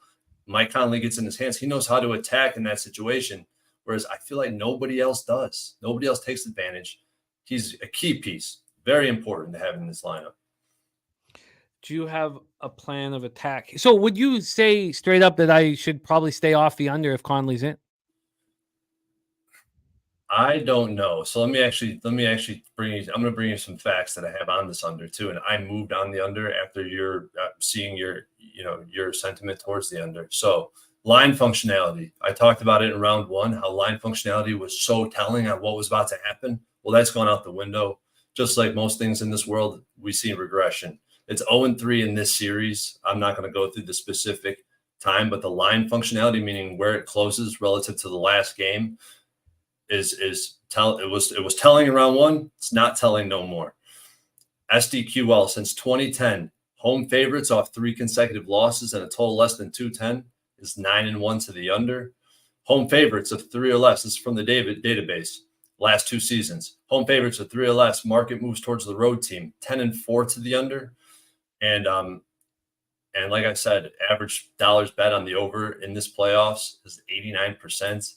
And I think that the only thing that kept me off the under, I would have moved on it pre-flop, Jim. But in games 5 and 6, total between 200 and 210, these past 2 playoffs is 8-1 to the over. But I think I have enough information here to move on the under, and I did. So I did move on the T-Wolves minus 2.5 with hopes that Mike Conley would be in. I did tweet that out last night at plus 100. T-Wolves minus 2.5 plus 100, and I just moved on the under 205. I like it. What juice did you get on the under 205? And one of my buddies called me up, and he said this spot kind of reminds him of the Pacers-Knicks series, and that clicked with me because I was on the Pacers. I abandoned ship on the Knicks. I was all Knicks. I said I wouldn't fade the Knicks. I wouldn't fade the tougher, the team with the higher thug rating, which was the Knicks. I said I wouldn't do it. I did it, and that's why this just sticks in my head. He was making comparisons between the sentiment in the Pacers-Knicks series, Knicks at home in a situation that looks dire, embarrassing situations, and they come out and smack up the Pacers. I know we're talking about the Pacers compared to the Nuggets, so it's a little bit different. But, I mean, you need Conley in this game, and I don't think it matters. I think it's going under regardless. Yeah, I think I move on it as well. Kong Slope says, I don't think Mike Conley changes anything for the Timberwolves. It's not about Mike Conley changing the offense. It's about getting Nickeil Alexander-Walker to come off the bench and play the role he's been very good at. So I think it's enormous having Conley out there to allow Nickeil Alexander-Walker to be himself. And he's the secondary creator. They're going to blitz Anthony Edwards, which they need to do because nobody could handle him one-on-one. So they're going to blitz Anthony Edwards. And when he swings that pass, you need a secondary creator. They have nobody else but Mike Conley. They need Mike Conley. And I feel like he makes a huge difference, especially a healthy Mike Conley. Just getting people in the right positions to succeed. He's the only one who's able to really do that, to distribute in the manner that is needed against the Denver Nuggets defense. So what was the juice you got on the under 205, by the way? I did -110. Okay. Well, I'm going to move on these unders. I want these unders, and then everything else will be live. Can't wait to live bet this one. Defense. Yeah, Tori, I hear you, man. I hear you. That definitely makes sense. All right. There we go. So Billy Friedrich Pig Milk play today is the Nuggets on the money line. The Timberwolves -2.5 at even money for Troy and the under 205. I'm going to be on the first half under and the full game under for me. And then BJ's best bet for Friday. Let's get into Friday action here at Pub Sports Radio. Here we go. We got a beauty on our hands on Friday, May 17th, and we'll let BJ roll us into it. Best bet for BJ is the Indiana Pacers -5. We talk about, what team has the Junkyard Dogs. It was so easy for me to expect a bounce back performance from the Knicks at home because they are dogs. They're not going to be held down. And the Pacers, I find it very difficult to trust them when it's all on the line. And I understand situationally the Pacers should be the play. And I have written here, Pacers first half and full game. Frank Ritacco also on the Pacers here. But I just need to talk it out with you guys before I have the confidence to pull the trigger, despite Frank and BJ best betting the Pacers here. Let's start with the line history for this huge basketball game. 6 at Gainsbridge Fieldhouse. Here we go. Come on. Okay, okay, this is not working. Let me get this set up here in a second. While I'm waiting for that, let's set up the X's and O's and talk about pace of play and performance here. These Knicks have played the playoffs at 92.58 possessions a game. They would like to play around 89 or 90 possessions a game. The Pacers have been speeding up. This series has been played at 94.40 possessions a game. And to think that the Pacers are down 3-2 in the series is absolutely wild. It's wild because they're shooting 50.5% from the field and they're hitting 42% of their three-pointers. And here they are down, which is absolutely shocking. Cash flow wise in this one, we have 95% of the tickets and 91% of the cash on the over. I'm very afraid to bet unders in this series because I know the only thing the Pacers want to do is run the Knicks into the ground. On the spread, 67% of tickets and 74% of the cash are on these New York Knicks.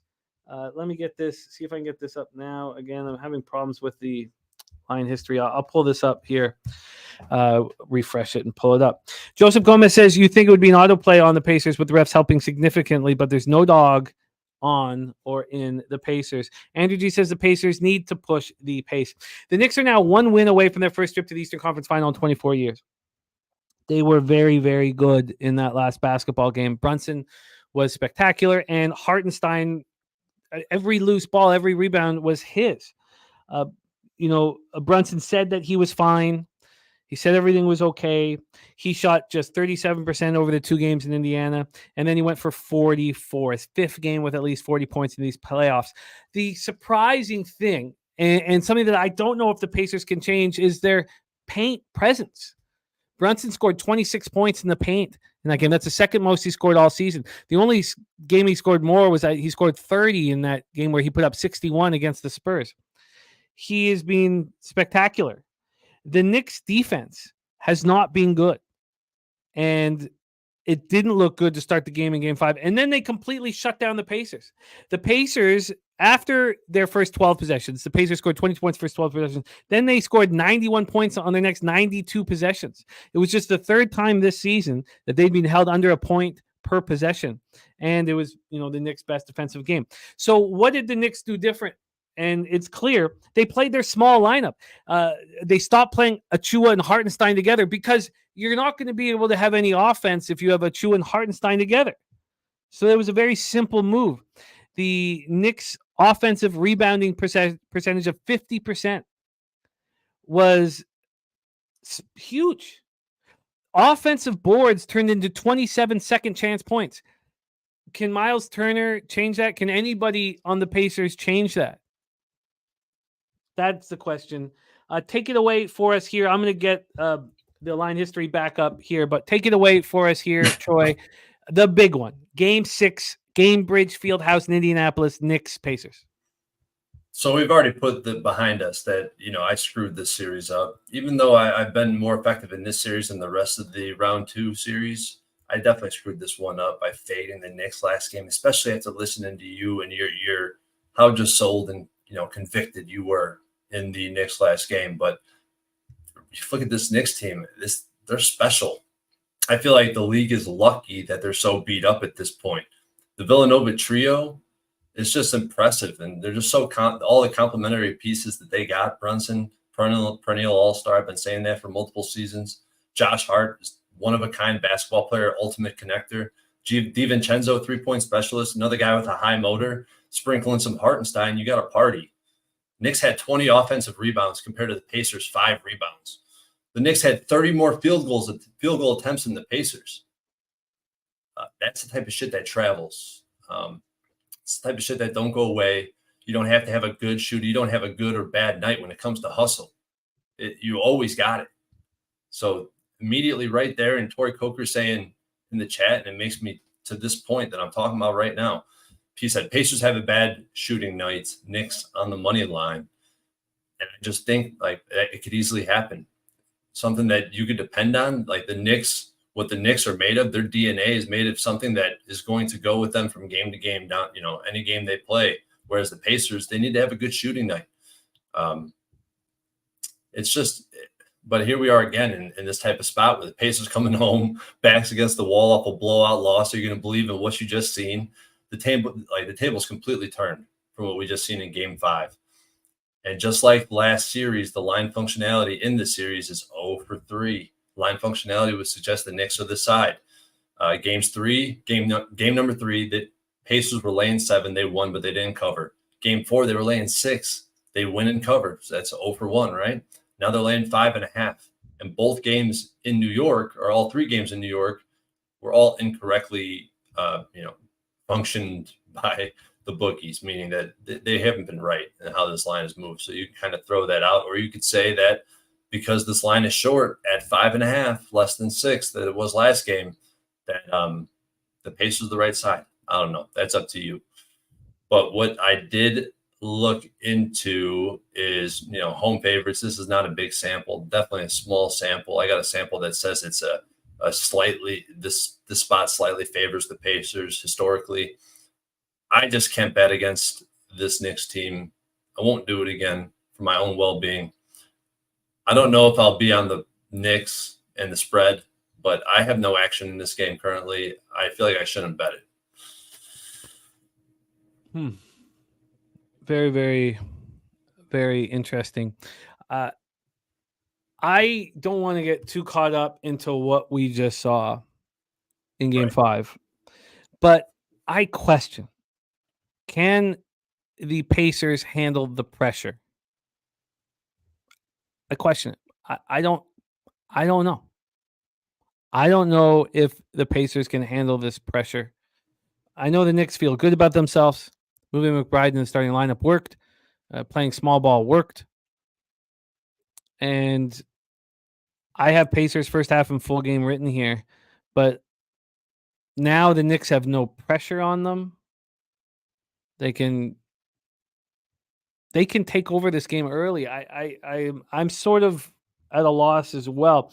Now, we talk about the market here. I've got it up now. It's now 5.5 at Pinnacle. It opened up at 5. So we have a half-point move towards the Pacers, despite only having 33% of the tickets and 26% of the cash on them. That is appealing. That is I know, but that's also the way the line movement has been in the series has been wrong as well. I mean, the Knicks were -3 at home last game. They closed at -1. And the action was kind of 50-50. It wasn't like all the action was on the Pacers in that game. And that made me want the Pacers. I've seen the market act this way. I know the Knicks' history in the playoffs, maybe not this series, but the Knicks' history is great. The books usually price the games and give you a bunch of indicators of who they like, and it's been very effective, but not anymore. I faded it. And, oh, man, it's just so much to get into. Joe Yurkovich looking at Pacers money line. So Billy Friedrich on the first half over 110.5 says these two teams are averaging 118.8 points per game in the first half. Let's Dance says Knicks in 6. Pacers team total over 110.5 for Harold Williams. Billy Friedrich on that again, first half over. And then here with this spot, we have Frank, who's been running so hot here in our chat, and we have BJ, who also has both best bets on the Pacers, and Doug on the other side with the Knicks. Joe Yurkovich says Pacers #1 against the spread after a loss. And DC Capper, looking at that, at the total here in this one, let's take a look at what's going on with this total. We have 216 right now, opened up at 217, so we've dropped 1 point, and we've done that with 95% of the tickets, 91% cash on the over. At this point, I'm going to be dropping the Operation Garcia. I will be on every player prop on the under, and you need a very unbalanced basketball game to succeed heavily with it. You need one team to fall apart. You need one team to be way up so that they rest everybody in the fourth quarter. Is this going to be a very, very tight basketball game? The issue with the reason why I was so adamant that the Knicks were going to deliver in game 5 was because they're junkyard dogs. They're not scared of anything. Let's go back to Madison Square Garden and do it in front of our people. And I just don't know if the Pacers have that dog in them. I don't know. Nutflush says, telling you right now, if Knicks get through to Boston, he will be smashing the Knicks team total unders. Saturate says, didn't they score 70 points in the first quarter and still went under last game? Yeah, things. I mean, well, that was because the Pacers just stopped doing anything. So at this point, I've got Pacers first half and full game written here, but I don't know if I can get there. BJ says they will respond. And Kong says, if I move on the Pacers, we have a chance to go 4-0 on the corner of Kong and the bag. Doug says the Pacers will be in Cancun by Saturday. Billy Friedrich says first half overs and full game unders. And Troy, do you have any last words here on a game that at this point we don't either of us have official picks on? No, and the more I hear, the more I read in the chat, the less confident I am in backing the Knicks. I will not be on the Pacers. I know that just won't be good and probably slips me into tilt mode. So I have no more comments on this game, Jim. I shouldn't bet it. If you see my action, it's just you probably shouldn't follow it. Tori Coker says Knicks know the Celtics are waiting and the Knicks need rest. So at this point, we have best bets from our cappers in the chat, but from our cappers on the screen, no action. To close it up, Frank Ritako says, I'm pretty confident with this Pacer spot. We can talk more on it tomorrow. Andrew G says, it's Pacers or nothing for me here. There you have it. Troy Torrence, what a season that you've had in a small sample size. Keep up the excellent work. Sitting here with a 12% ROI on the young season. Troy, I love it. And we have your first official picks in MLB. Go out there and get that cash. Troy, any last words for the Capper Sporting Show? Hey, Pub Sports Radio, best damn community in the industry. Jimmy, always a privilege doing this with you, man. I love it. There he is, Troy Torrence. Please support him on X at Troy Torrence 11. He's, for my money, the best follow in the industry right now. Putting out nonstop angles, ideas, asking for nothing in return. At some point, someone's going to offer him a whole lot of money for his database. So let's just milk the opportunity to cap with him as much as possible. Great stuff, Troy. All right, it is time to talk horse racing. We don't just have $50 on the line for our gold members. We have $100. on the line. $100 up for grabs. And Jose says that we're going to do 4 heats. Does that mean 3 heats and the finals, Jose? Or does that mean 4 separate? What do you think? That means 4 separate heats, 3 from each place, and the finals. I don't think your mic is on. Why don't we get your mic rolling? Wow. What a disappointment. What we got here. So excited. There you go. You're in business. Heats. We have 73 members in here. Shout out to Matty Ice, whose YouTube does not work apparently for whatever reason, but he is also in these as well. But he did pay for his membership. So shout out to you, Matty. We have 19 people and 18 people in these races. I believe 19 in the first one. So how many move on? 3 each. Okay, so we'll have 12 in the finals for $100. Yep. All right. Shout out to Voodoo Ranger, my guy. All right. Can we go up to a minute, though? Sure. Let's do it.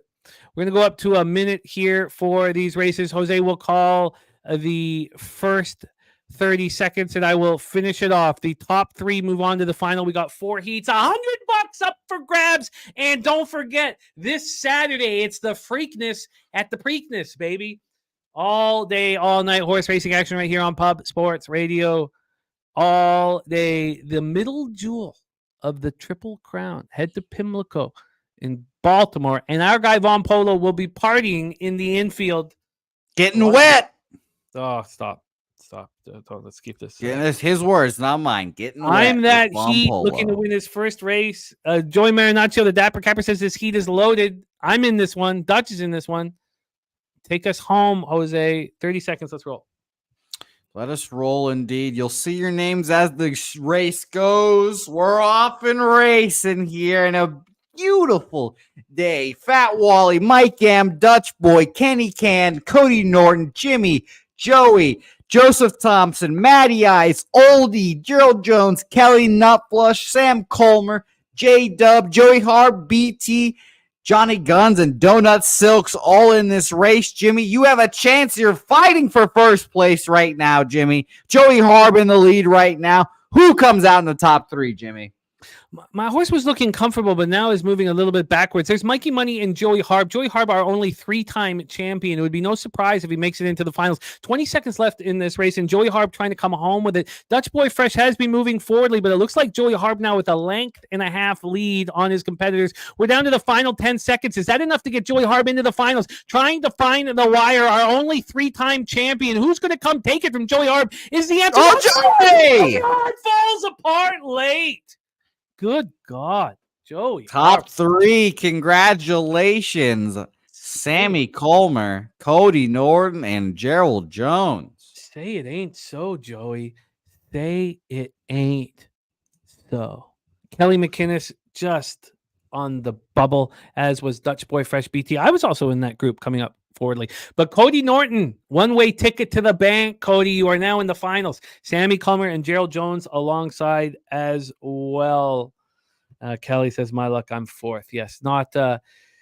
Still, we believe in you. We believe in you. All right, let's find out who will be in our next heat. We have our 3 that have moved on. And we will see it's who a beautiful, next. Beautiful heat. We have Lexicon, Jay Peasy, Kent Crystal, a bunch of great names in here, all to go out and battle for one thing and one thing alone, $100. By the way, we have a man on first base now in Minnesota. We do. That live total is now at 8.5, which is nice. We got the 10.5. And the spread 2.5 at plus 105 for the Twins. We got the 3.5. I only saved 10 cents by waiting, but 3.5 at minus 130 is better than 3.5 minus 140. And Jose, heat number 2. Take us home.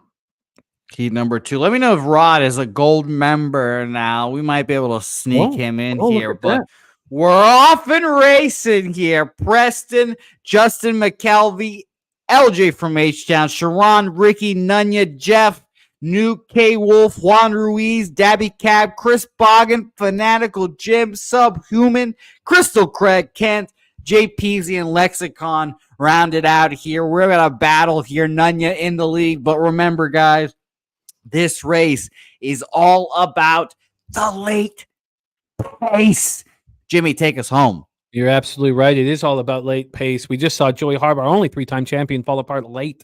Chris Boggan moving forward here. And there's Justin McKelvey making a big move alongside Preston Ekdahl. Preston Ekdahl is the reason we have $100 up for grabs. He was our winner on Friday. Lexicon trying to come home with it. Kent Davies there too. And who's coming up? It is none other than Crystal Craig. Crystal Craig moving forwardly alongside Jay Peasy. Crystal Craig trying to get to the Wow. Juan Ruiz says that's my money. Juan Ruiz and LJ from H-Town and Sean Pulliam, the three moving on, and Crystal Craig on the bubble. Crystal Craig, hard luck in our horse races here on the San Antonio turf. Juan Ruiz moves on to the finals. There's Juan right there, my guy. I got to hang out with Juan Ruiz in Miami. Just class act, great guy. Juan Ruiz, LJ from H-Town, and Sean Pulliam move on to the finals. So we're halfway there. Yes, Juan Ruiz has won. Juan Ruiz has won twice, right? Juan Ruiz is one of our 2-time winners. Believe so. Shout out to Juan. That was a strikeout by Clark Schmidt. God, I hate not having Clark Schmidt on my action, but there we go. Strikeout from Clark Schmidt. All right, we are lined up for our third heat. Jose, they're in as I can't say it. I almost said they're at the post. They're at the post. It's a beautiful day. And they're off and racing again here. Browns Hughes, Director 97, Ricky Levine, Iron Eagle, Top Set, Rico Lopez, Nasty Nate, Connor Mack Pick, Sed Porter, TJ Parks, Chosen One, Tori Rez, Cheshire Cat, TJ, Truth Teller, Julian Tizero, and our guy, Jason Meyer, a.k.a. the El Dorado custodian in this lead. This is a tight one, Jimmy. Is Nasty Nate finally going to claim a victory? Who's going to take it home, Jimmy? Oh, I hope not. Nasty Nate's struggles are another gift for all of us.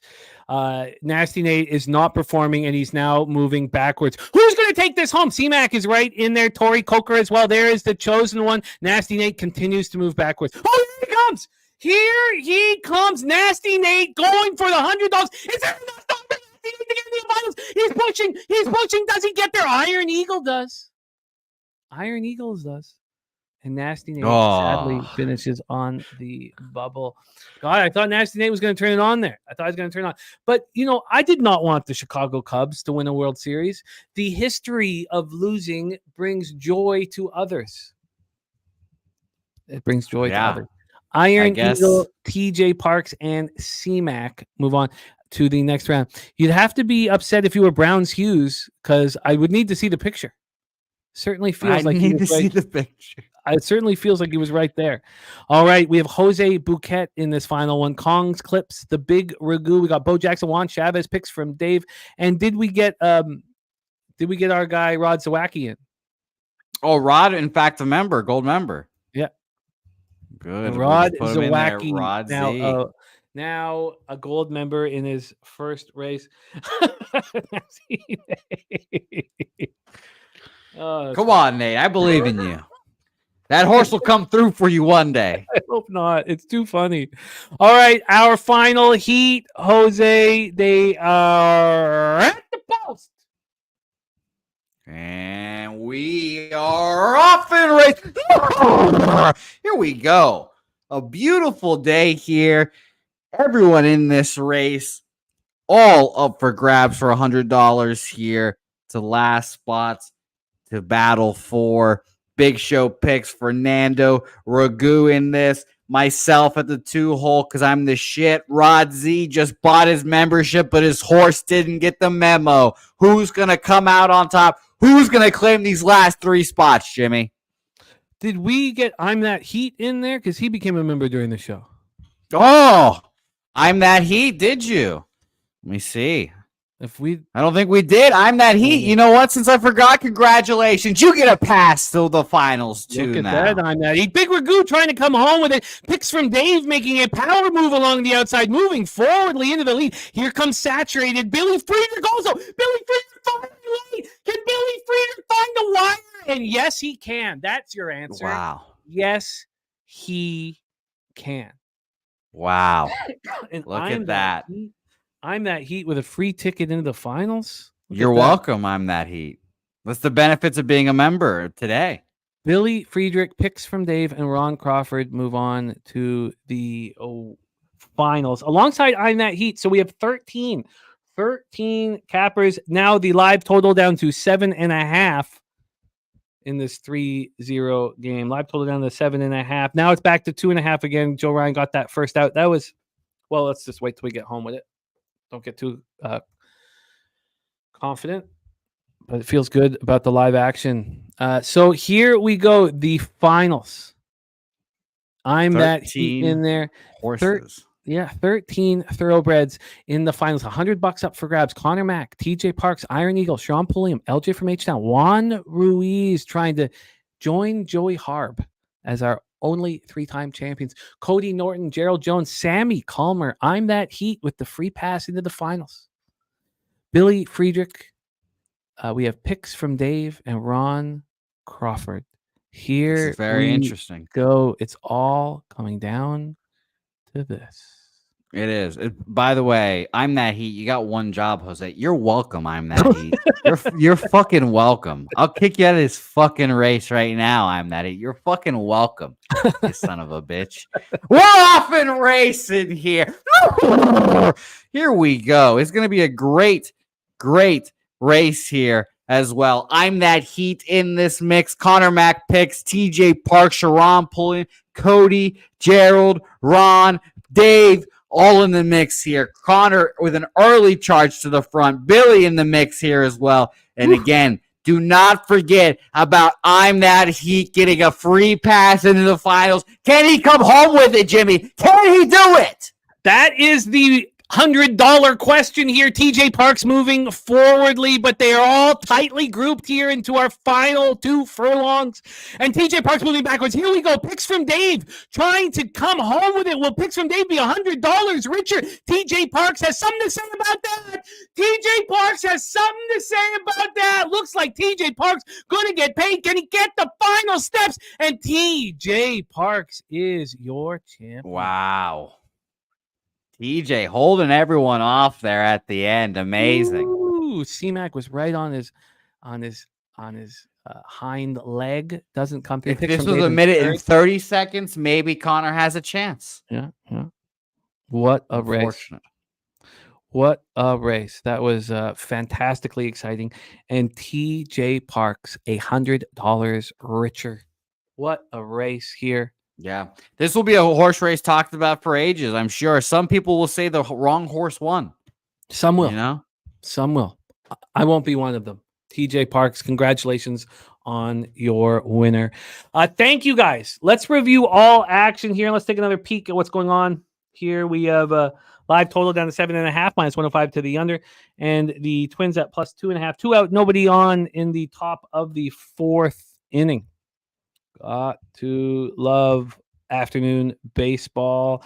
All right, let's review all action here. I've got a ton of MLB action on this card, but we're going to start with NHL. Jose Bouquet on the Vancouver Canucks this evening. The spreadsheet play today in NHL is the Carolina Hurricanes. Stimmy OG is on the Rangers money line. He's also on the under 6.5 in Vancouver, Edmonton.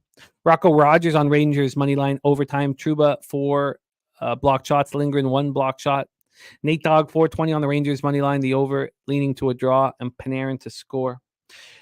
Our Mr. Gogster's on no goal in the first 9.5 minutes. I'm on the first period under 1.5, the draw, and Carolina -1. I'm heavily invested. I don't like saying that out loud. It's just as soon as the kids go to bed, the game starts before the kids go to bed, and it's just these nights are so important. Now, I went on that so February, I was just in the dredges. I was just, stuck in the gutter. Then March, April, I climb out. And then what the hell has happened to me in NHL and NBA in May? And the problem is NBA, I feel like I'm seeing things clearly. So I'm going to be heavily invested. No booze to soften the blow. Just just roller coaster ride, which I know you guys all feel. You guys all deal with. I'm not alone. I know that. It is it's nerve-wracking. Not alone. Thank you.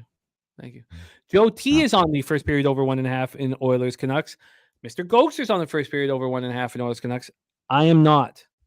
I'm on the first period under 1.5. I'm on the draw again, and I'm on the Canucks. Then we need to decide what the hell or what am I going to do in the second game. I would like to bet these before. I'd like to get Florida first period under 1.5, Florida -1. I'd like to get that in, but within the next few hours. I don't want to be sitting there going, oh, should I, you got to fire. And then I expect to be on Colorado and the draw. I don't expect to bet that right away. I kind of want to sit with that a little bit longer. Then in MLB, JD Martinez over 1.5 bases plus 148. It's the Stacks play today. Smooth balls play today. Cooper Criswell 5 or more strikeouts. Morgan Spooner on the Yankees and the Mets. Viper NB on Houston -1. By the way, Subhuman Gaucho hockey play today is Kane under 2.5 shots on goal. Johnny K in NBA is on Jokic triple-double. And Kong's Clips is the Nuggets money line with Ant Edwards 30 or more at plus 300. I'm on the Twins. Troy's on the Twins, and we're going up against spreadsheet play today with the Yankees, which is dangerous. Jose's going to review his action here afterwards, but I'm going to be on the Mets and the under. I'm going to might double up on Boston, Tampa unders, first 5 in full game. I want to sit with that a little longer. Pirates in the first 5 under. Taint play today is Pittsburgh, Chicago, first 5 under. Troy's on the Athletics at plus 175. He's also on the Twins. I think I'm going to be on the A's team total over, first 5 over, full game over. That way I don't get up, don't fade the waffle. And then I'm going to be on the full game under in Cincinnati, LA. Jose, review your MLB action, please, my friend.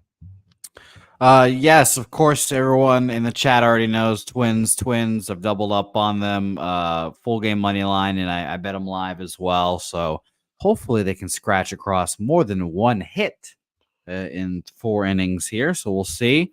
Red Sox, Rays under 8 -115. Mets, Phillies under 8.5 -125.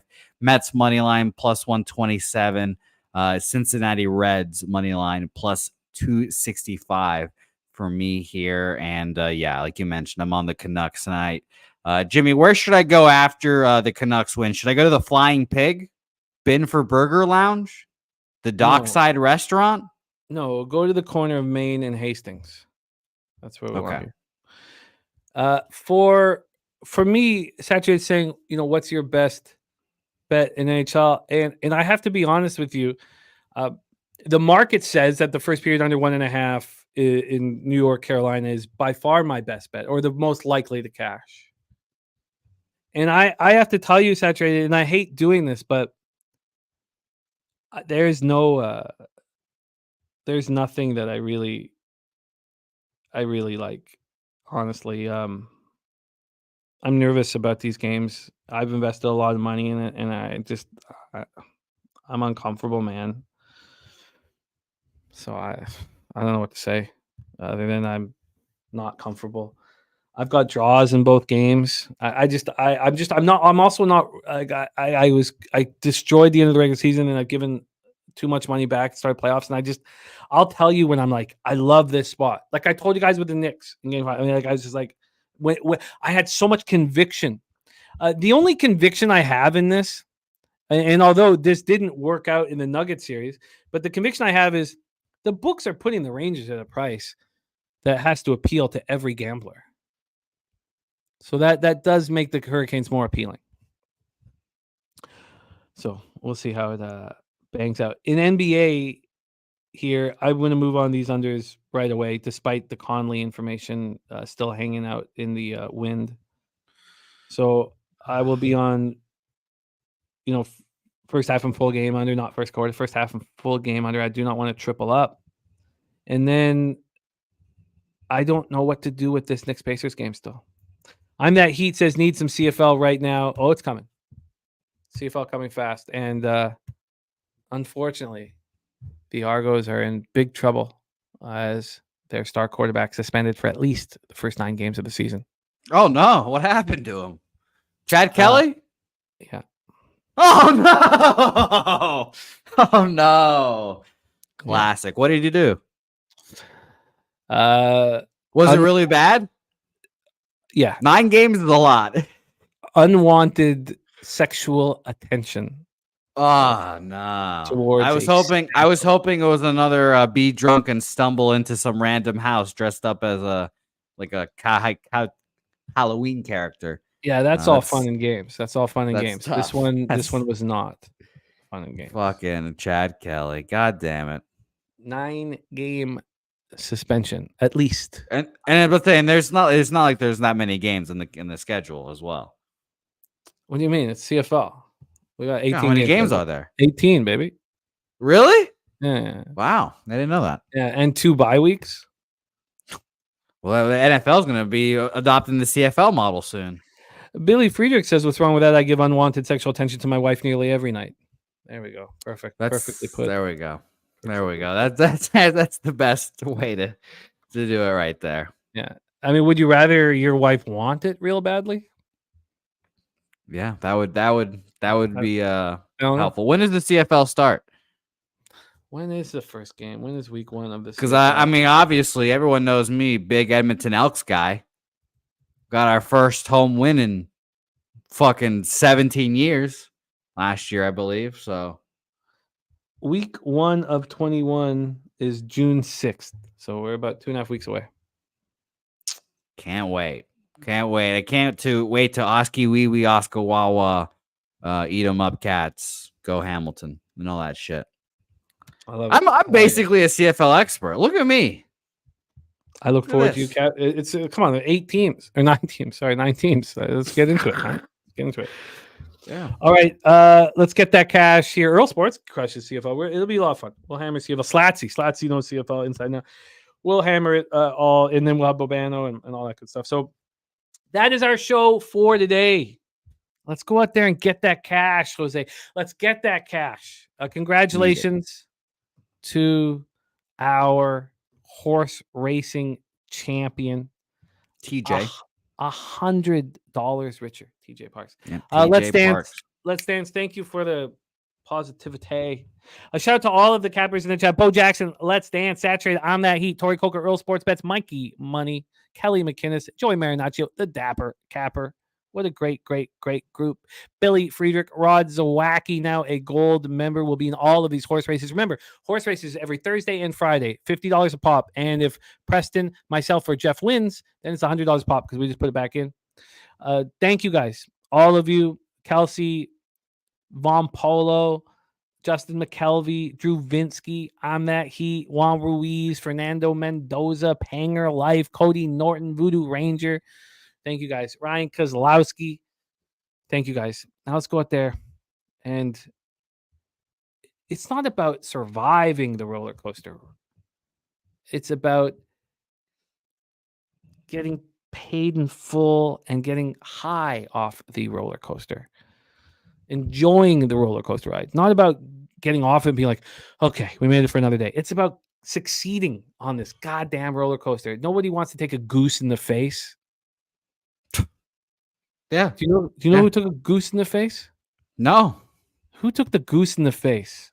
This is all news to me. Geese in the face? Goose in the face. That's all you have to write. Goose in the face. I'll tell you. A goose in the Fabio. Fabio took a goose in the face. It broke his nose. Fabio was a real person? Fabio was a real person. He was on the roller coaster and he took a goose to the face. On the roller coaster. Broke his nose. Was it just like Madonna? Is it just Fabio? Yes. You don't know Fabio. You know Fabio, right? I've been called Fabio because that's just Hispanic name for a smooth person, apparently. I don't know why, but I don't know anything about Fabio. I don't know who. Oh no! Well, Nasty Nate, the roller coaster brought up some bad memories, some good memories as well. They were very JW says, who called Jose that? No one called him Fabio. You kidding me? Yeah, Flavio, Virginia, maybe Flavio, but not Fabio. I got to get action in. I got to go pick up Ella. I got the roller coaster ride begins, and tomorrow's show is going to be long.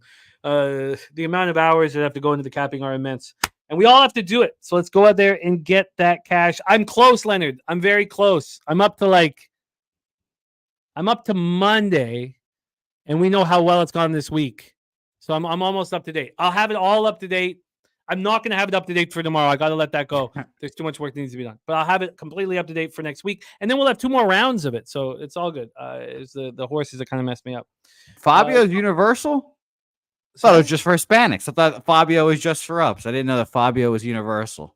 Fabio took a goose to the face, man.